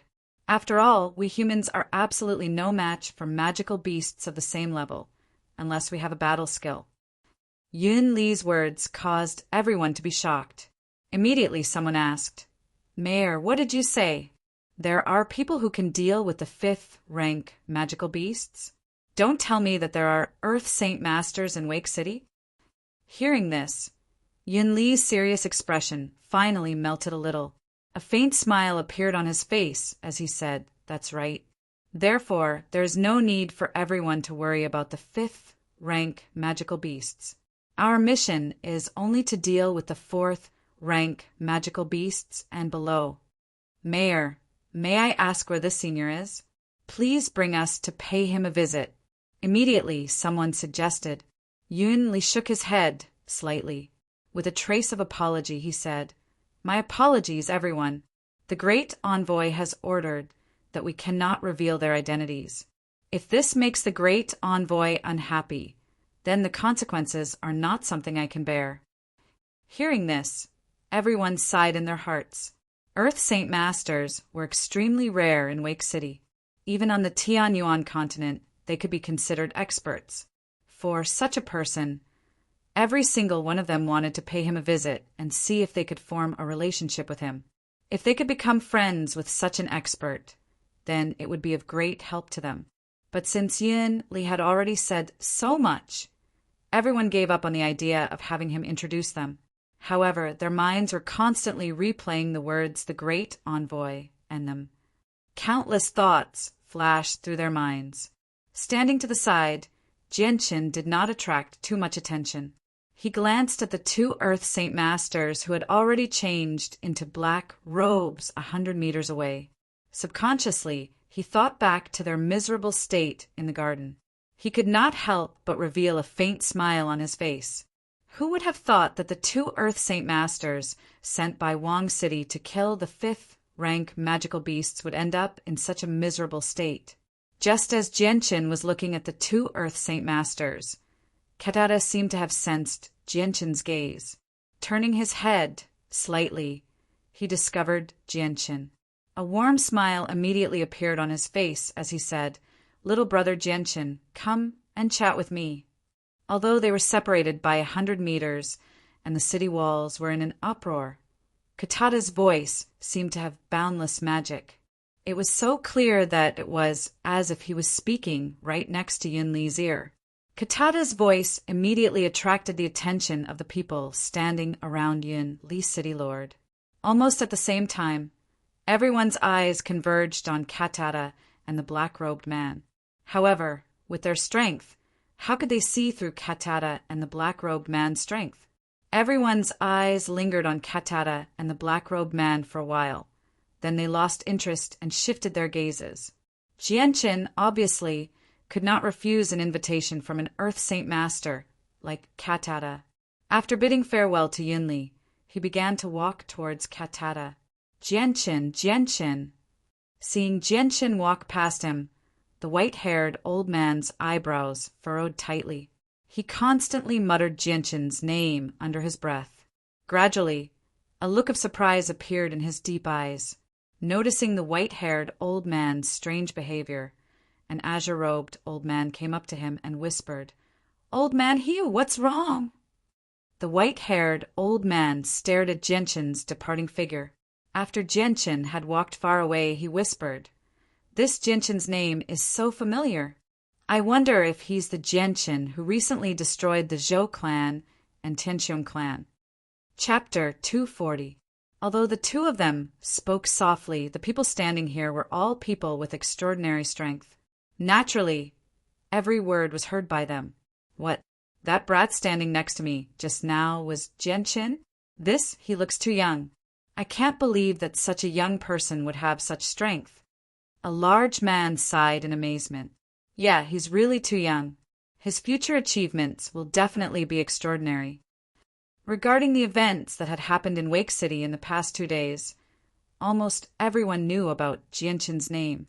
However, because Wake City was currently facing the invasion of the magical beast horde, everyone's focus was on defending against the magical beast horde.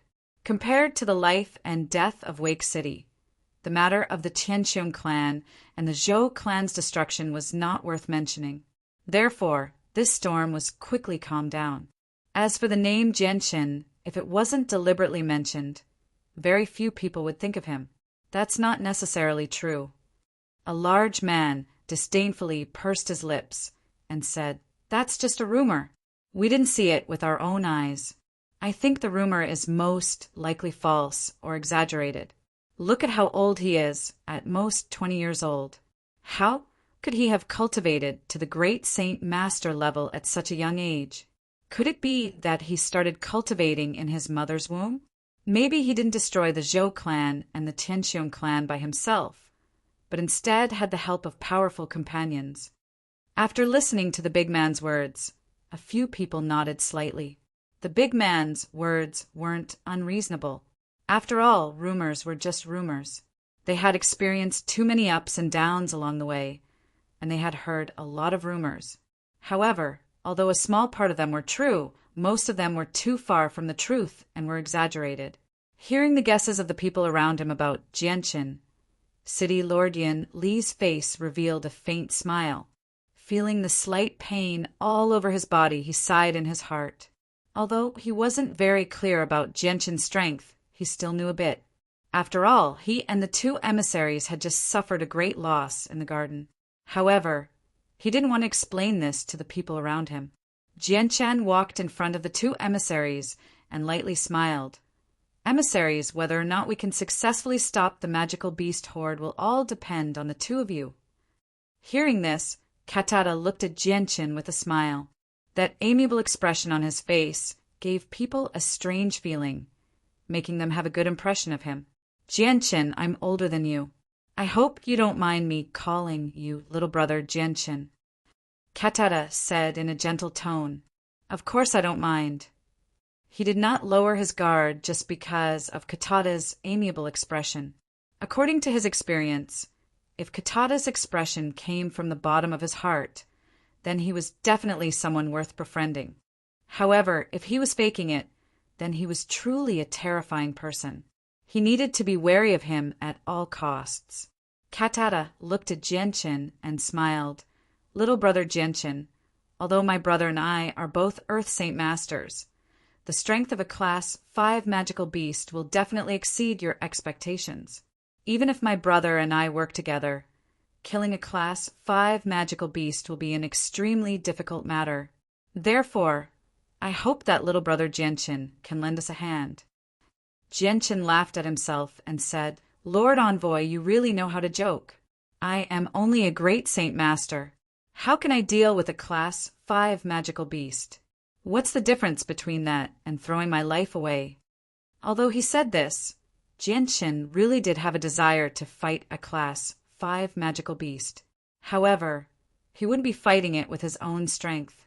He would be relying on the power of the Azure Sword Chi. Little brother Jianqin, you really are modest. The strength you released in the garden just now scared me witless. Even now, my entire body is still aching. If little brother Jianqin could use that strength, then I believe that Class 5 magical beasts definitely wouldn't be little brother Jianqin's opponent. Katata said with a smile. A trace of bitterness appeared on Jianqin's face as he said, Lord Envoy, that strength just now wasn't something I could control. However, this time when the magical beasts attack the city, this one will do his best to help Wake City. Haha, with little brother Jianqin's words, I feel much more at ease. Katata let out a sigh of relief. Noticing the change in Katata's expression, Jianqin's heart skipped a beat. He asked, Lord Envoy, with the two of you here, this magical beast wave shouldn't be a problem, right? Hearing this, Katata sighed and said, That's right. Before this, I didn't think much of this Class 5 magical beast. But ever since I stood on the city wall, I no longer dared to underestimate it. Jianqin's expression changed slightly as he said in surprise, Could it be that the Class 5 magical beast is so strong that even with the two of you working together, it's not easy to deal with it? Yes. The smile on Katata's face disappeared as a rare trace of seriousness appeared in his eyes. He said, Ever since I stood here, there was an aura in the distance that locked onto the two of us. This aura was extremely strong and actually suppressed the two of us. Katata's calm words were like a clap of thunder in Jianqin's ears, causing him to be unable to maintain the calm expression on his face. He exclaimed in a low voice, How is this possible? A Class 5 magical beast can actually suppress the two of you with just its aura. Just how strong is this Class 5 magical beast? Katata bitterly smiled and said, Little brother Jianqin, it seems like you still don't know the exact difference in strength between Earth Saint Masters. Let me tell you now. Katata paused for a moment before continuing, Saint, Great Saint, Saint Master, and Great Saint Master. Each of these 4 stages is divided into 3 levels of strength: primary, intermediate, and advanced. Once you reach Earth Saint Master, there are 6 levels of strength. We call these 6 levels the 6 cycles. The first cycle is the lowest, and the 6th cycle is the highest. Once you reach the 6th cycle, you will become a Heaven Saint Master. My brother and I are both at the 2nd cycle of Earth Saint Master. As for the Class 5 magical beast that has yet to show itself, I estimate that it is at least at the 4th cycle or even the 5th cycle. It is much stronger than the two of us. Chapter 241. Katata continued. The gap between Earth Saint Masters is also very large. The difference between a 1st cycle Earth Saint Master and a 6th cycle Earth Saint Master is like a Saint Master facing a peak Great Saint Master. It's basically impossible to win. If my brother and I were to work together, we would only be able to fight a 3rd cycle Earth Saint Master with our 2nd cycle Earth Saint Master strength. If we were to meet a 4th cycle Earth Saint Master and above, we wouldn't be their match at all. Furthermore, our opponent is a magical beast. Hearing Katata's words, Genshin's expression became extremely solemn. Only now did he understand that the gap between Earth Saint Masters was so large. The difference between a 1st cycle Earth Saint Master and a 6th cycle Earth Saint Master was like the difference between a Saint Master and a peak Great Saint Master. At the same time, Genshin's heart began to faintly worry. He didn't know if Wake City would be able to successfully withstand this wave of magical beasts. Although Wake City wasn't his home and he didn't have any feelings for it, Genshin really didn't want a city with a population of several 100,000 to be conquered by a group of magical beasts. Wake City had already closed its gates long ago. As for the caravans that were hurrying on their way, they had already received news of the magical beast horde. As a result, the caravans either took a long detour or went to a nearby city to rest and recuperate, waiting for the magical beast horde to end before continuing on their way. In the distance, countless magical beasts were marching in unison towards Wake City. Aside from the sound of heavy footsteps, not a single magical beast let out a roar. This strange scene really did seem like a group of well-trained soldiers. Roar!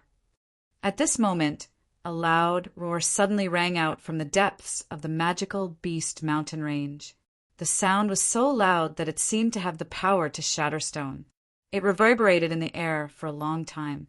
This sudden roar caused the tens of thousands of magic beasts to tremble as a rare trace of fear appeared in their eyes. Almost at the same time, all of the magic beasts stopped in their tracks. At this moment, they were only 5 kilometers away from Wake City's walls. Looking at the large group of magic beasts 5 kilometers away, Katata sighed and said, "The Class 5 magic beast hiding in the Magic Beast Mountain Range is either very intelligent, or it has been through too many battles with us humans. This distance is just outside the range of the magic crystal cannons. It is very familiar with the range of our magic crystal cannons." As he spoke, Katata glanced at Katafii, who had never spoken a word, and said, "Katafii, the enemy's strength is beyond our expectations. It's too late to ask for reinforcements from Royal City. Whether or not the city behind us can be saved depends on us." Katafii nodded slightly. His expression did not change at all. His gaze was still fixed in front of him. His heart seemed to be as cold as his appearance. Other than the one sentence he said in the garden of the city lord's mansion, he had not spoken a second sentence. "Put down the armor." At this time, City Lord Yinli suddenly shouted. Immediately, rows of armor made entirely of steel plates were slowly lowered from the top of the city walls. From afar, it looked as if the walls of Wake City were covered in a thick layer of armor. The armor was made up of countless 1-meter-long steel plates, and they were tightly connected by thick iron chains.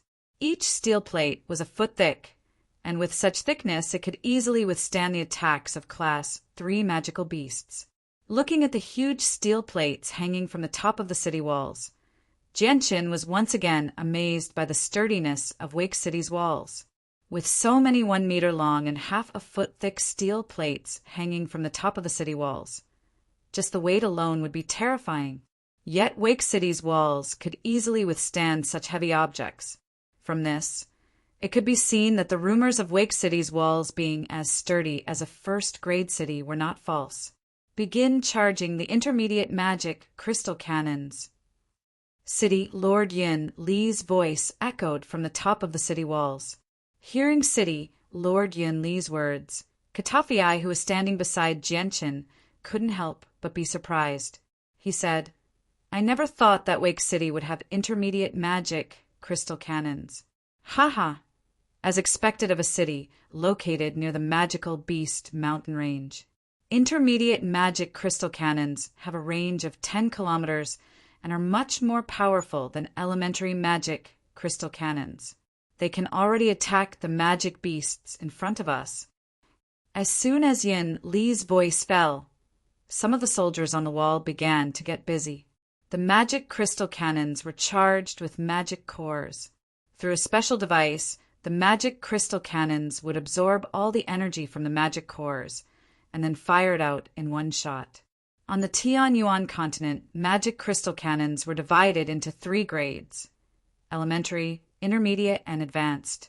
Elementary magic crystal cannons were usually powered by Class 1 and Class 2 magic cores. Depending on the power of the cannon, the number of magic cores used would also vary. Intermediate magic crystal cannons were powered by Class 3 and Class 4 magic cores. As for advanced magic crystal cannons, they required Class 5 magic cores. Elementary magic crystal cannons had a range of 3 kilometers.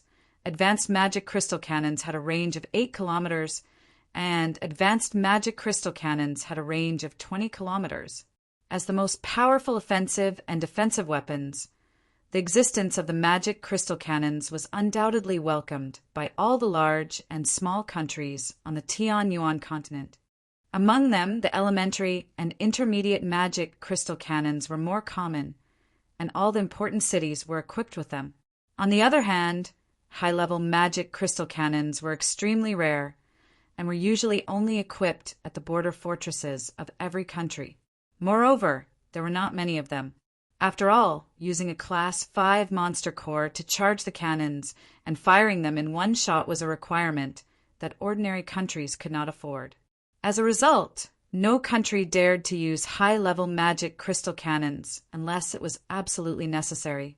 This was because every time an advanced magic crystal cannon was fired, it represented a large amount of money. As the intermediate magic crystal cannons were charged, an extremely large and unstable energy was emitted from the magic crystal cannons. It gave people the feeling that this energy could explode at any time. If one did not have a certain amount of courage, they would not even dare to approach the magic crystal cannons while they were charging. In fact, on the Tianyuan continent, there had been many cases of magic crystal cannons going out of control during the charging process, or exploding when the energy exceeded the limits of the magic crystal cannons. However, the magic crystal cannons were still extremely powerful, and many nations were willing to take the risk to use them.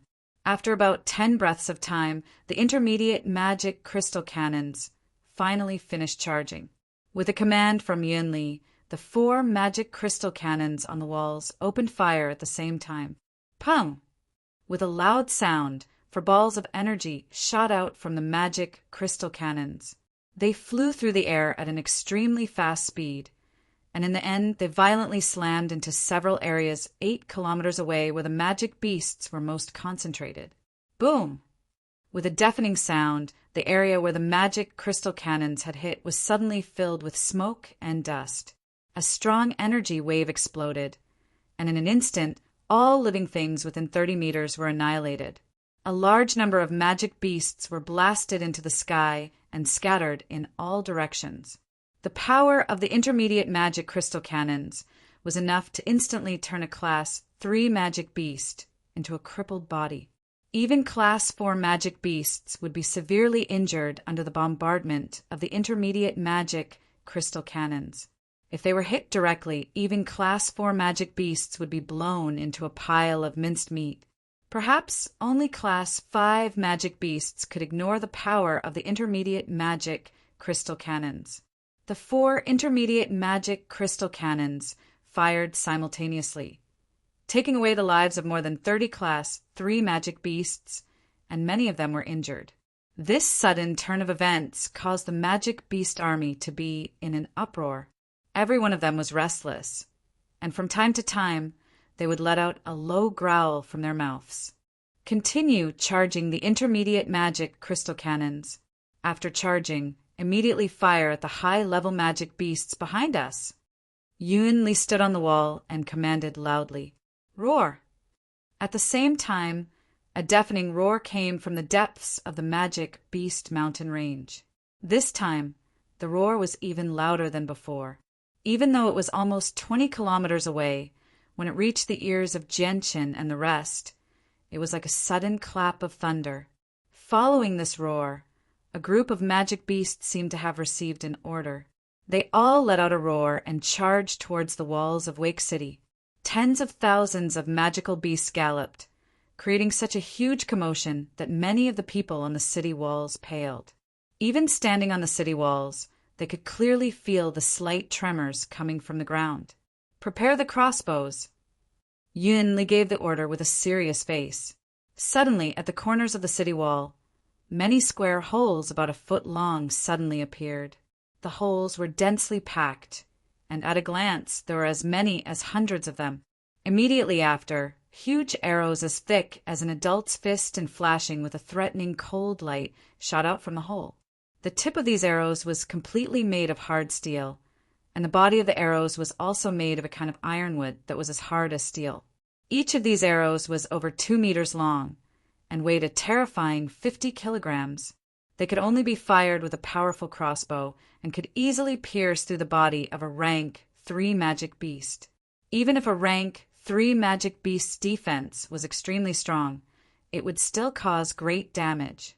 When the tens of thousands of magic beasts were 3 kilometers away from Wake City, Yun Li gave the order again. "Fire the elementary magic crystal cannons at will. Fire as hard as you can." Bang! Bang! Bang! Following a series of dense and muffled sounds, the dozens of magic crystal cannons on the city walls fired at the same time. A large amount of powerful energy waves tore through the sky and landed where the magic beasts were the most concentrated. With a loud bang, the smoke and dust that filled the air immediately covered the tracks of the magic beasts. After a few breaths of time, the elementary magic crystal cannons were once again fully charged. Following a series of muffled sounds, a large amount of magic beasts exploded in the midst of the magic beasts. At that time, a few of the smaller magic beasts were blown far away, mixed with some blood and bits of magic beast flesh. After a few rounds of bombardment, the magic beasts were only 500 meters away from Wake City's walls. Fire the crossbows. Chapter 242. Crossbows fire at will. As soon as Yun Li's voice fell, the crossbows that were protruding from the corners of the city walls turned into streaks of silvery white lightning and shot out. The piercing sound of the crossbows piercing through the air was enough to make one's hair stand on end. Poof! Poof! Poof! The penetrating power of these crossbows was very strong.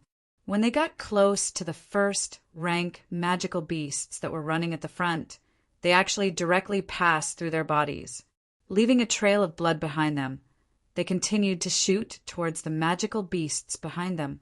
Along the way, they consecutively pierced through 3 to 4 magical beasts before finally losing their momentum and pierced into the bodies of some of the magical beasts. This round of crossbows shot out at least 200 of them, taking away the lives of more than 500 magical beasts in total. After that, the second wave of crossbows shot out from the bottom of the city walls, killing the magical beasts that were running at the front. From the top of the city walls, a series of muffled sounds of cannons could be heard. One by one, the powerful energy fluctuations of the cannons exploded in the most concentrated areas of the magical beasts, mercilessly reaping the lives of these magical beasts. However, such a blow had no effect on these magical beasts with low intelligence. The smell of blood that permeated the air instead aroused the ferocious nature of these magical beasts buried deep in their bones. Constantly letting out low growls, Each of these magical beasts ran madly towards the city gates while ignoring the crossbows that were shot at them. Boom! When the magical beasts at the front of the city walls got close to the city walls, some of the magical beasts that used ramming as a means of attack immediately slammed into the city walls that were covered by a layer of protective armor. Along with a loud bang, the entire city walls trembled a few times due to the large number of magical beasts ramming into them. Even the protective armor that covered the city walls had a shallow mark on it. As for those delicate magical beasts, they rushed to the front of the city gates and waved their claws with all their might to claw at the city walls. There were even some magical beasts that opened their bloody mouth and bit towards the city walls. At the same time, there were also some magical beasts that used the gaps between the protective armor to climb up the city walls. Seeing a large number of magical beasts approaching the city walls, Yin Li's eyes flashed with a trace of ferocity, and he decisively ordered, "Pour out the kerosene!" Barrels of hot kerosene were poured down from the city walls by the soldiers. When the kerosene came into contact with the hairs of the magical beasts below, it immediately turned into a raging fire. The flames continued to spread along the hairs of the magical beasts, and soon the magical beasts were wrapped in flames one by one. Down below, countless magical beasts let out miserable cries. Their bodies burned with raging flames as they rolled on the ground in pain.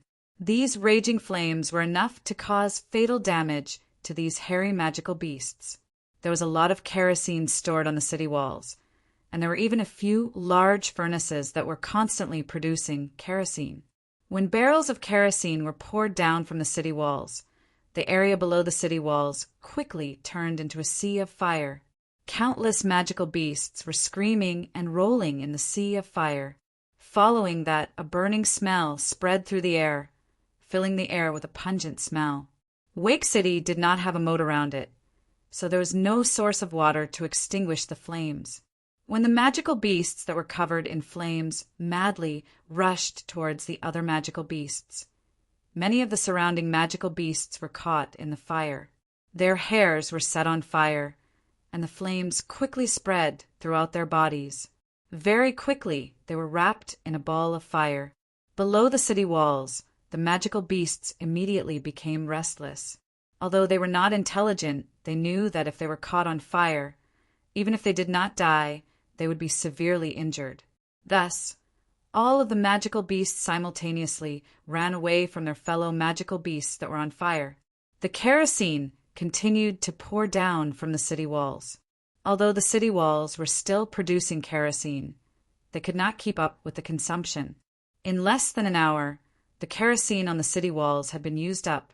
During this period of time, the kerosene had caused great damage to the magical beasts. Countless magical beasts were injured, and those that were directly burned to death by the kerosene numbered in the hundreds. Without the threat of the kerosene, the flames on the ground were quickly extinguished by the magical beasts. Following that, the magical beasts once again rushed towards the city walls. Many of the smaller and more agile magical beasts climbed up the city walls, and there were even some poisonous snakes that were as thick as water buckets. When some of the magical beasts climbed up the city walls, before they could even stabilize themselves, several saint weapons that were imbued with saint force came slashing towards them, sending them flying off the city walls. At this time, a soldier quickly ran up the city walls and reported to City Lord Yun Li. Reporting to City Lord, the crossbow bolts have been fired. Not a single one is left. Seeing the situation unfold below, City Lord Yun Li nodded and expressionlessly ordered, "Open the city gates, attack!" Wake City's most powerful means of dealing with the magical beasts were the magic crystal cannons, kerosene, and fury. The magic crystal cannons were long-range weapons, and their targets were the high-level magical beasts behind the magical beasts. As for close-range attacks, they only had kerosene and crossbow bolts. After such a long time, the crossbow bolts and kerosene were all used up. At this time, they could only open the city gates and attack. As the heavy city gates were slowly opened, the magical beasts outside rushed in like a swarm of bees. But as soon as they stepped through the gates, They were immediately blocked by the many mercenaries and soldiers within the city. "Brothers, charge! Let's harvest the ears of the magical beasts. Charge! Purple, gold, glittering, purple crystal coins. Put them all in my pocket." The mercenaries and soldiers were all fired up, and their fighting spirit soared to the heavens. They all shouted as they rushed out of the city gates. Countless saint weapons fell from the sky, ruthlessly slashing at the magical beasts blocking the city gates, causing large amounts of blood to spurt out. Roar! A few magical beasts cried out in pain. However, before they could recover from their shock, the second wave of attacks hit them fiercely. In the end, the few magical beasts at the front were hacked to death by the large number of mercenaries gathered at the city gate. The left ears of these magical beasts were immediately cut off and stuffed into their space belts happily. "Everyone, charge! There's a large pile of purple crystal coins outside waiting for us to pick up. Charge out, don't waste time. Hurry up and charge!" All of the mercenaries shouted excitedly, as if they weren't dealing with ferocious magical beasts, but a large pile of golden words. None of them were afraid of death. Under the combined efforts of the mercenaries, they finally cleared out the magical beasts blocking the city gates. Then, they stepped over the corpses of the magical beasts and rushed out. Chapter 243. On top of the city walls, the sound of the magic crystal cannons firing never stopped. 3 kilometers away, the originally uneven ground was already filled with craters from the magic crystal cannons. The soldiers operating the magic crystal cannons were all very busy. The ones in charge of charging the magic crystal cannons were continuously taking out Class 1 and Class 2 magic cores from the metal boxes beside them and stuffing them into the magic crystal cannons. Although Wake City was a small third-grade city, due to its location near the magical Beast Mountain Range, the amount of magic cores traded here was very large. After so many years of accumulation, Wake City's stockpile of magic cores had already reached a terrifying number. Even though the magic crystal cannons consumed a lot of magic cores, with Wake City's stockpile of magic cores, it was still enough to supply these magic crystal cannons for 2 to 3 days. Genshin and the 2 envoys stood on top of the city walls, along with the other Saint Masters and City Lord Yunli. They didn't participate in the battle. These Class 1 and Class 2 magic beasts were more than enough for the mercenaries below to deal with.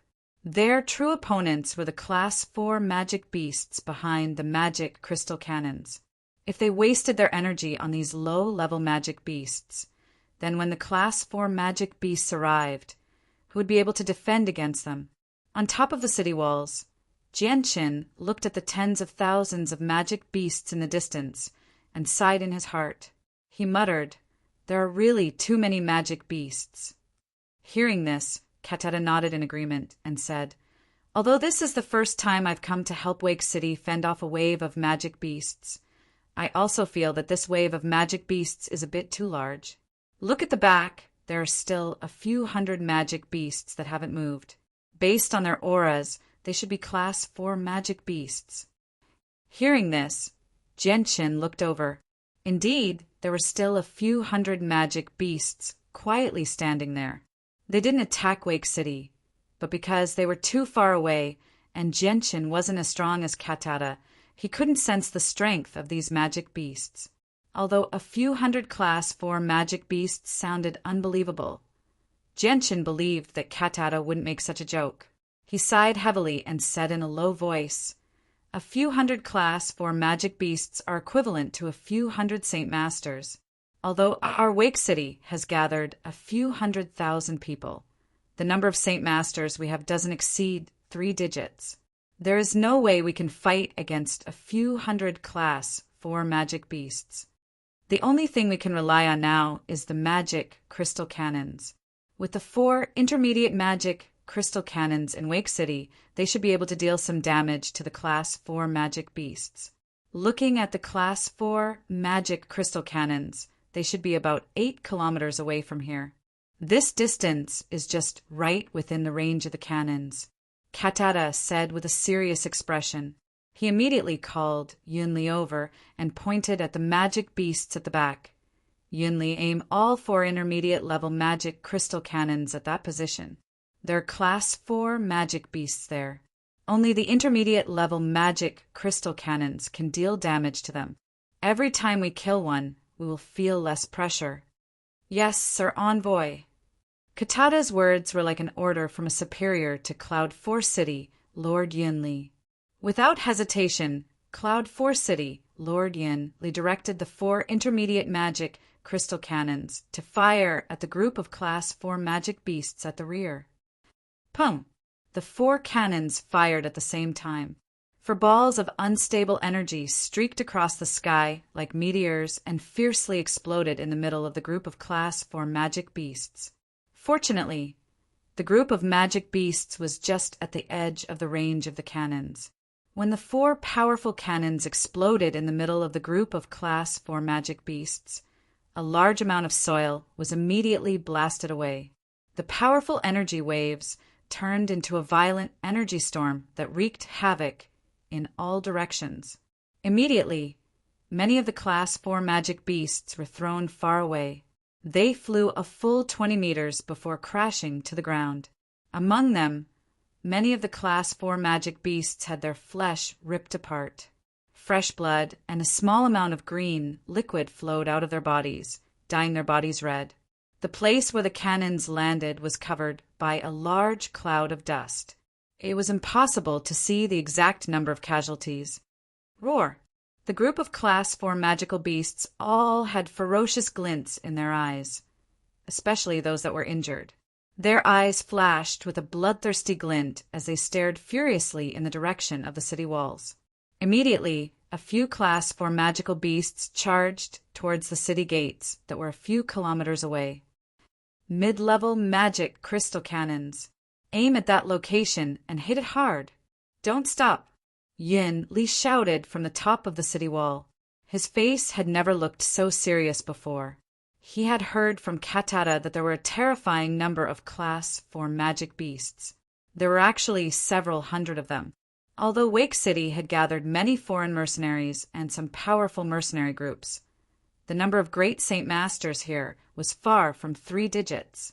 With only a few dozen great Saint Masters, there was no way they could fight against hundreds of Class 4 magic beasts. Right now, the only thing they could do was to use the cannons to kill as many of the Class 4 magic beasts as possible.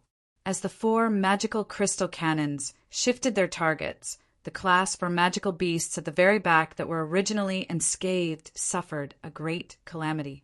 The power of the magical crystal cannons was enough to pose a fatal threat to them.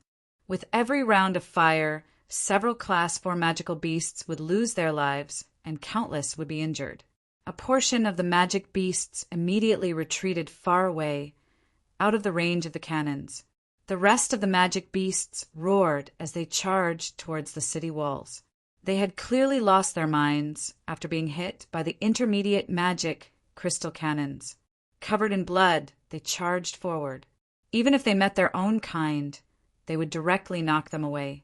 There was even a small number of them that opened their bloody mouths and bit their own kind that were blocking their path.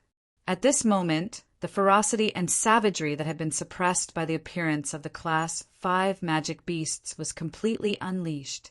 The muffled sounds of the mid-grade magic crystal cannons reverberated in the sky. Energy shells shot out of the cannons, constantly exploding in the horde of magical beasts of the 4th rank, creating huge craters 10 meters in diameter in the ground. The Class 4 magic beasts were extremely fast. By the time the cannons finished firing their 5th round, they were only 500 meters away from the city walls. However, the cannons had also caused them to suffer heavy losses along the way. Originally, there were more than 200 of them, but now there were less than 150 of them. Moreover, most of them had suffered varying degrees of injuries. Even so, this still caused the expressions of the Saint Masters on the city walls to become incomparably solemn. At this time, the great Saint Masters on top of the city walls jumped down one after another and charged towards the 100 Class 4 magical beasts below. Only they could stop these Class 4 magical beasts. If these magical beasts were to charge into the midst of the Saint and Great Saint mercenaries, it would be a disaster for the Saint and Great Saint mercenaries. In the blink of an eye, the dozens of Saint Masters on the city walls all joined the battle. At this moment, aside from Yun Li, Jian Qin, and the 2 envoys, there was no one else with the strength of a Saint Master. Chapter 244. The area in front of Wake City had turned into a battlefield of slaughter. Over 200,000 mercenaries and a large number of city guards were mixed together. The battlefield had already stretched out to several kilometers, and their bodies were covered in blood as they fought with the magical beasts in front of them. Behind them, there was a constant stream of support personnel running through the battlefield, using stretchers to carry the injured back to the city for treatment. The large battlefield had long since been dyed red with blood. The thick smell of blood floated in the air abnormally pungent. Although the battle had only been going on for a short period of time, the battlefield was already littered with the corpses of many mercenaries and magical beasts. At every moment, there were people injured, and at every moment, there were people dying. At this moment, life seemed to be very fragile. Over 100 Class 4 magical beasts had already been blocked by the combined efforts of several dozen Great Saint Masters and over 100 Saint Masters. Even so, the situation was not optimistic. A Class 4 magical beast normally required 2 Great Saint Masters to deal with, and now it was basically a single Great Saint Master facing a Class 4 magical beast. Although they could contend with it for a short period of time, it was only a matter of time before they would be defeated. Moreover, magical beasts were innately powerful, and the only thing humans had to rely on to contend with magical beasts was Saint Force. Once their Saint Force was exhausted, only death would await them. The dozens of magic crystal cannons on the city walls never stopped firing. The muffled sound of the cannons was the only thing that could cover the deafening battle cries. Energy cannons exploded behind the magical beasts, taking their lives one after another. As the battle continued, more and more people were injured.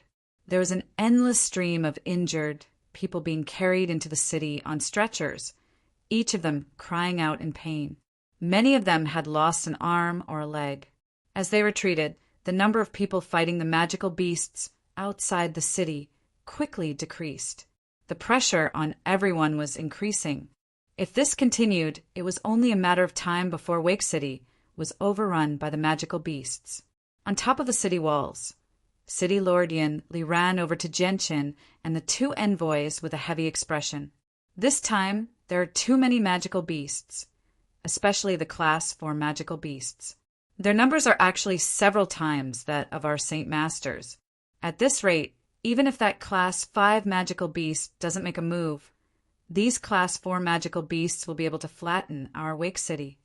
I've long since read about the past magic beast waves in Wake City. Even the most severe wave of magical beasts never resulted in more than 50 Class 4 magical beasts. But this time, there are actually several hundred Class 4 magical beasts. Damn it! Could it be that all of the Class 4 magical beasts in the magical Beast Mountain range have come out this time? Yun Li was sweating profusely at the situation below, his face filled with anxiety. Seeing that the 2 envoys were silent, City Lord Yun Li continued, "Esteemed envoys regarding the current situation, do you have any good ideas?" Katata's expression was also heavy as he shook his head. "No, we can't make a move right now. The Class 5 magical beast hidden in the forest is extremely powerful. The 2 of us need to maintain our peak condition to barely deal with it. If we waste our energy on this, when the Class 5 magical beast comes out later, we won't be able to stop it." Katata's words caused City Lord Yin Li's face to immediately turn pale. His body trembled slightly as he stared blankly at the battlefield below. 2 streams of tears uncontrollably flowed from his eyes as he muttered, "Don't tell me that the heavens want to destroy Wake City this time?" The 2 envoys with the strength of an Earth Saint Master were already the greatest reassurance in City Lord Yun Li's heart. but now that he heard from Katata that the Class 5 magical beast hidden in the forest was so powerful that even if the two of them worked together, they would barely be able to deal with it. These words were like a bolt from the blue to City, Lord Yunli's ears, causing him to fall into despair. Looking at the crying City, Lord Yunli, Genshin sighed and said, "I'll go down and help. The Class 4 magical beast is just too much of a threat to us." After saying that, Genshin leapt off the 50-meter-high wall and lightly flew down. While in the air, Genshin's body suddenly accelerated and shot towards the Class 4 magical beast like a cannonball.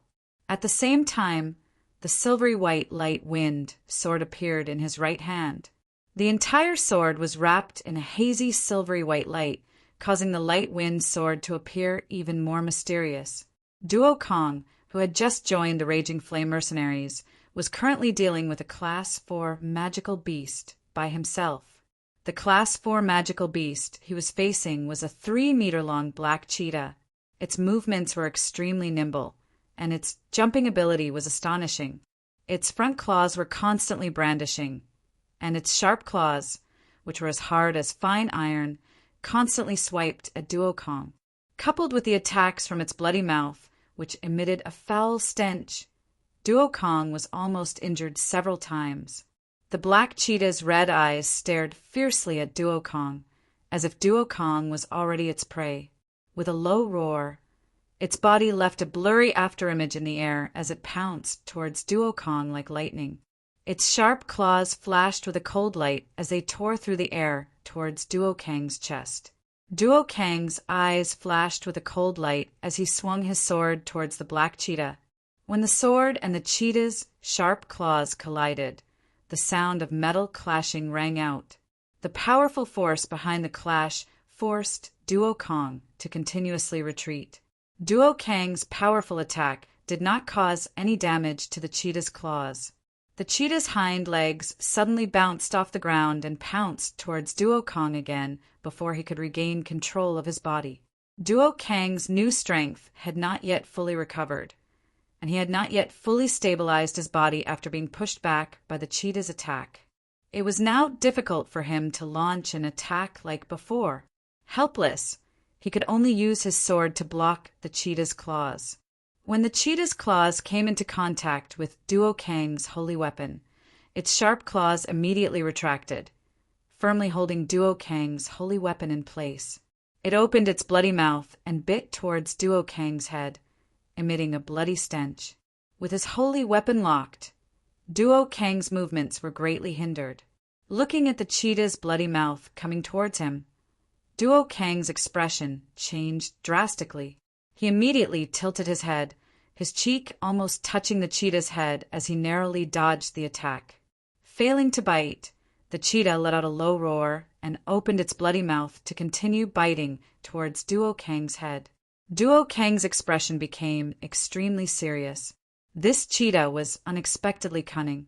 It actually used its claws to lock onto his holy weapon and restrict his movements. At this moment, he was in an extremely passive state. If he could not escape from this situation, he was afraid that he would not be able to escape today. Furthermore, a level 4 magical beast was naturally much stronger than a human. It was impossible for Duo Kong to use brute force to break free from the cheetah's claws that were holding onto his holy weapon. After narrowly dodging the cheetah's attack again, Duo Kang's face had a few more bloody scratches from the cheetah's sharp teeth. If he had dodged a little slower, his entire head would have been crushed by the cheetah's teeth. This is big trouble. Duo Kang's eyes revealed a trace of despair. He was now completely entangled by the cheetah. Facing the cheetah's endless attacks, it was getting harder and harder for him to dodge. At this moment, a black tail that was as thick as a child's arm suddenly wrapped around Duo Kang's neck, causing his entire head to be unable to move. Duo Kang's face suddenly became pale, and his eyes revealed a look of despair. Now that his neck was entangled, he could no longer move his upper body to avoid the cheetah's bloody mouth. And a holy weapon was the most important part of every saint's life. He would rather die than give up on the holy weapon in his hands. The stench that filled the air once again entered Duo Kang's nose. In Duo Kang's desperate eyes, the cheetah's bloody mouth continued to grow larger and larger in his pupils. Just as Duo Kang was at this moment of life and death, suddenly, a silver-white ray of light flashed past Duo Kang's cheek. This ray of light shot into the cheetah's throat at lightning speed. The cheetah's bloody mouth that was rapidly approaching suddenly stopped. The huge mouth was less than a foot away from Duo Kang's head. The stench that filled the air was so pungent that Duo Kang did not dare to breathe. The sudden change stunned Duo Kang slightly. When he saw the slender long sword that had pierced deeply into the cheetah's throat, a look of joy suddenly appeared in his eyes. This slender long sword was very familiar to him because he had only seen this sword on one person before. Duo Kang, who had narrowly escaped death, could not help but feel a deep sense of gratitude. He turned to look at the young man standing beside him, who was at most 20 years old, and called out excitedly, "Captain!" After walking on the edge of life and death, Duo Kang suddenly understood that the feeling of being alive was so wonderful. Although Duo Kang had experienced quite a few life and death battles in the past, he had never been in such a dangerous situation. He had almost lost his life on the spot, and he had died without a complete corpse. Jian Chen slowly pulled out the sword from the cheetah's throat and said to Duo Kang, "Go help the other brothers. You have to minimize the losses of our flame mercenaries." "Yes, Captain," Duo Kang immediately replied. He reached out to pull away the tail wrapped around his neck and swung his sword to cut off the cheetah's left ear, putting it into his spatial belt. He then immediately went to help the other brothers of the flame mercenaries. Jianqin did not hesitate either. He immediately charged towards the nearest class for magical beast. This magical beast was a venomous snake that was as thick as a water bucket. There were 6 sacred masters facing it, and 2 of them were already injured. The remaining people found it more and more difficult to resist the snake's attacks. They were in an extremely sorry state, and the venom that the snake spat out from its mouth from time to time made the sacred masters feel helpless, not daring to touch it in the slightest. Right when the 6 sacred experts were beaten up by the viper until they could only flee in a sorry state, a streak of silver-white radiance suddenly flashed past. Before the viper could even react, a thin and long sword already pierced into its vital point. The snake released a miserable hiss before collapsing powerlessly. Jianqin's sword was incomparably fast, so fast that even the class 4 magical beast failed to sense it, directly killing it with a single strike. "Captain!" When the 6 sacred masters who had been forced to flee miserably from the snake saw Jianqin, they all revealed looks of pleasant surprise. The 6 of them had all just joined the flame mercenaries, so they obviously recognized Jianqin. "Those who are injured, go back and treat your wounds. The rest of you, immediately assist the other brothers. Remember, help your own people first." With that, Jianqin charged towards the next magical beast. With the addition of Jianqin, the pressure on the battlefield had decreased by a lot. In just a few seconds, Jianqin had already killed several class 4 magical beasts, almost all of them taking their lives in a single strike. Before his inconceivable speed and Jianqin's completely unexpected attacks, not a single class 4 magical beast was able to dodge Jianqin's sword. Many class 4 magical beasts had even been pierced by the sword before they could even react, dying a mysterious death. As the class 4 magical beasts were killed one by Jianqin, more and more people were freed up. They immediately went to assist the others in fending off the class 4 magical beasts. The pressure on everyone gradually decreased as well. Jianqin moved through the magical beast horde alone, constantly approaching the class 4 magical beasts. As the surrounding silver-white sword light constantly flickered, all class 2 and class 3 magical beasts that approached Jianqin's attack range were mercilessly killed. Wherever Jianqin passed by, a path of blood had already formed. In just a short incense stick's worth of time, Over 40 Class 4 magical beasts had died to Genshin's sword, while countless Class 3, Class 2, and Class 1 magical beasts had died to him. At that time, when Genshin's strength was still at the high-rank Sacred Master level, he could already kill Class 4 magical beasts. Now, his strength had already reached the Great Sacred Master level. Even though he was only a low-rank Great Sacred Master, he was much stronger than a high-rank Sacred Master. Killing Class 4 magical beasts became even easier, almost effortless. This was because Genshin's sword was really too fast. It was so fast that these magical beasts simply couldn't react. In Genshin's eyes, this group of magical beasts was completely standing there without dodging, allowing him to kill them. In the world of martial arts, only speed was unbeatable. Genshin's sword focused on the word speed. When your speed already exceeded the opponent's ability to react, then in your eyes, the opponent had completely become a living target, waiting for you to hit. Roar! Suddenly, a roar rang out from not far away. A snow-white, 2-meter-tall, 4-meter-long giant bear suddenly stood up like a human. Its giant bear paw viciously smashed towards a great Saint Master in front of it. Bang! Even though this great Sacred Master used the sacred weapon in his hand to block in front of him, he was still sent flying by this palm that contained enormous power. He vomited blood and flew backwards. At the same time, the sacred weapon of another great Sacred Master, standing beside the giant bear, also fiercely chopped at the giant bear's exposed belly. However, this seemingly thunderous strike only cut off some of the fur on the giant bear's belly. It didn't injure it in the slightest. Moreover, the powerful recoil shook the great Sacred Master back 3 steps. The giant bear faced the sky and let out a roar. It raised its giant paw, wanting to slap at the other great Sacred Master. However, right at this moment, a white figure arrived in front of it like a ghost. Immediately after, only a silver-white radiance could be seen. Before the giant bear could react, a silver-white, long sword pierced its throat with lightning speed. However, the defense of the giant bear's fur was extremely strong.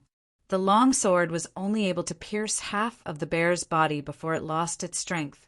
Feeling the strong resistance from the light wind sword, Genshin's eyes flashed as he thought to himself, "What a strong defense!" Without hesitation, a strong sword chi burst out from the tip of the sword, widening the wound on the giant bear's neck. The pain from its neck caused the giant bear to let out a pained howl. The paw that was originally aimed at the great Sacred Master immediately swung towards Genshin. Unsheathing the light wind sword, Genshin's light wind sword exploded with sword chi. Before the bear's paw could reach him, Genshin had already stabbed the light wind sword into the wound on the bear's neck.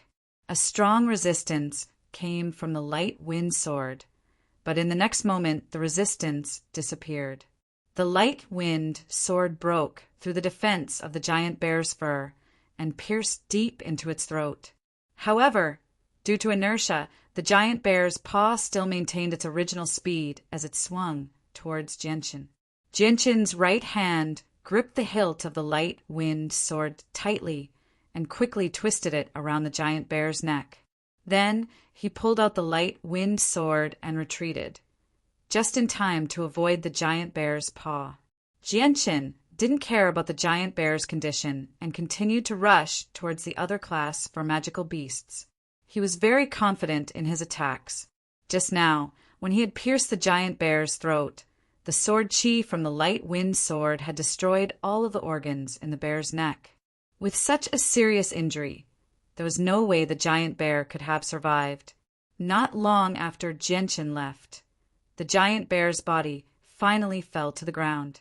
A large amount of blood flowed out from its neck and quickly gathered into a pool of blood. The great Saint Master who had been sent flying by the giant bear's paw came to the side of the giant bear with a pale face. Looking at the giant bear that had fallen to the ground, he doubtfully asked another person, "Lassie, was this earth bear killed by you?" The time it took Genshin to kill the giant bear was extremely short, and the great Saint Master who had been sent flying didn't even see Genshin make a move. The great Saint Master who was standing in front of the giant bear's corpse had a face full of shock and disbelief. He muttered, "He really is strong." In just 2 moves he killed the earth bear. Could it be that he is an Earth Saint Master? Lassie, you still haven't told me. How did you kill this earth bear? You really are too strong. The great Saint Master didn't give up and asked with a face full of curiosity. Hearing this, the mercenary called Lassie shook his head and said, "This earth bear wasn't killed by me. It was killed by a white-clothed expert." Having said that, Lassie's voice suddenly became excited. Grabbing the shoulders of the great Saint Master tightly, he said, "Violent Blade, you didn't see it.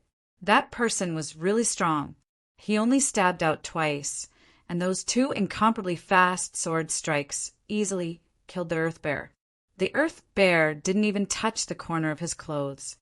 2 sword strikes killed the 4th rank earth bear with an extremely high defense."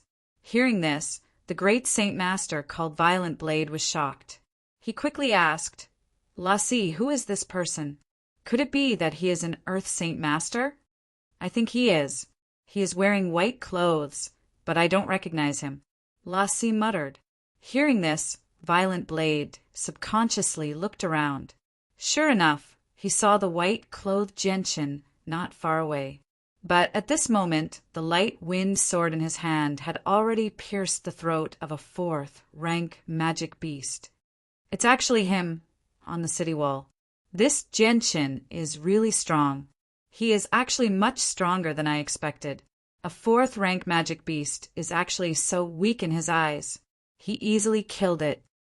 Katata's eyes were fixed on Genshin as he continuously weaved through the horde of magic beasts. "What a fast sword." Katafii, who rarely spoke, also said. Katata nodded slightly and said, "Yes, his sword is indeed very fast. Moreover, it does not lose its accuracy. Every strike is very ruthless, and all of them are aimed at the weakest part of the magic beast's throat. Quite a few 4th rank magic beasts were killed by him in a single strike. Moreover, such a fast sword strike is so fast that even I have to concentrate to see it clearly, especially when it is so fast that I can only catch a blurry image of the sword. Facing such a fast speed, how could those 4th rank magic beasts possibly dodge? But what I don't understand is how did Genshin practice such a fast sword technique? Could it be that this is a battle skill?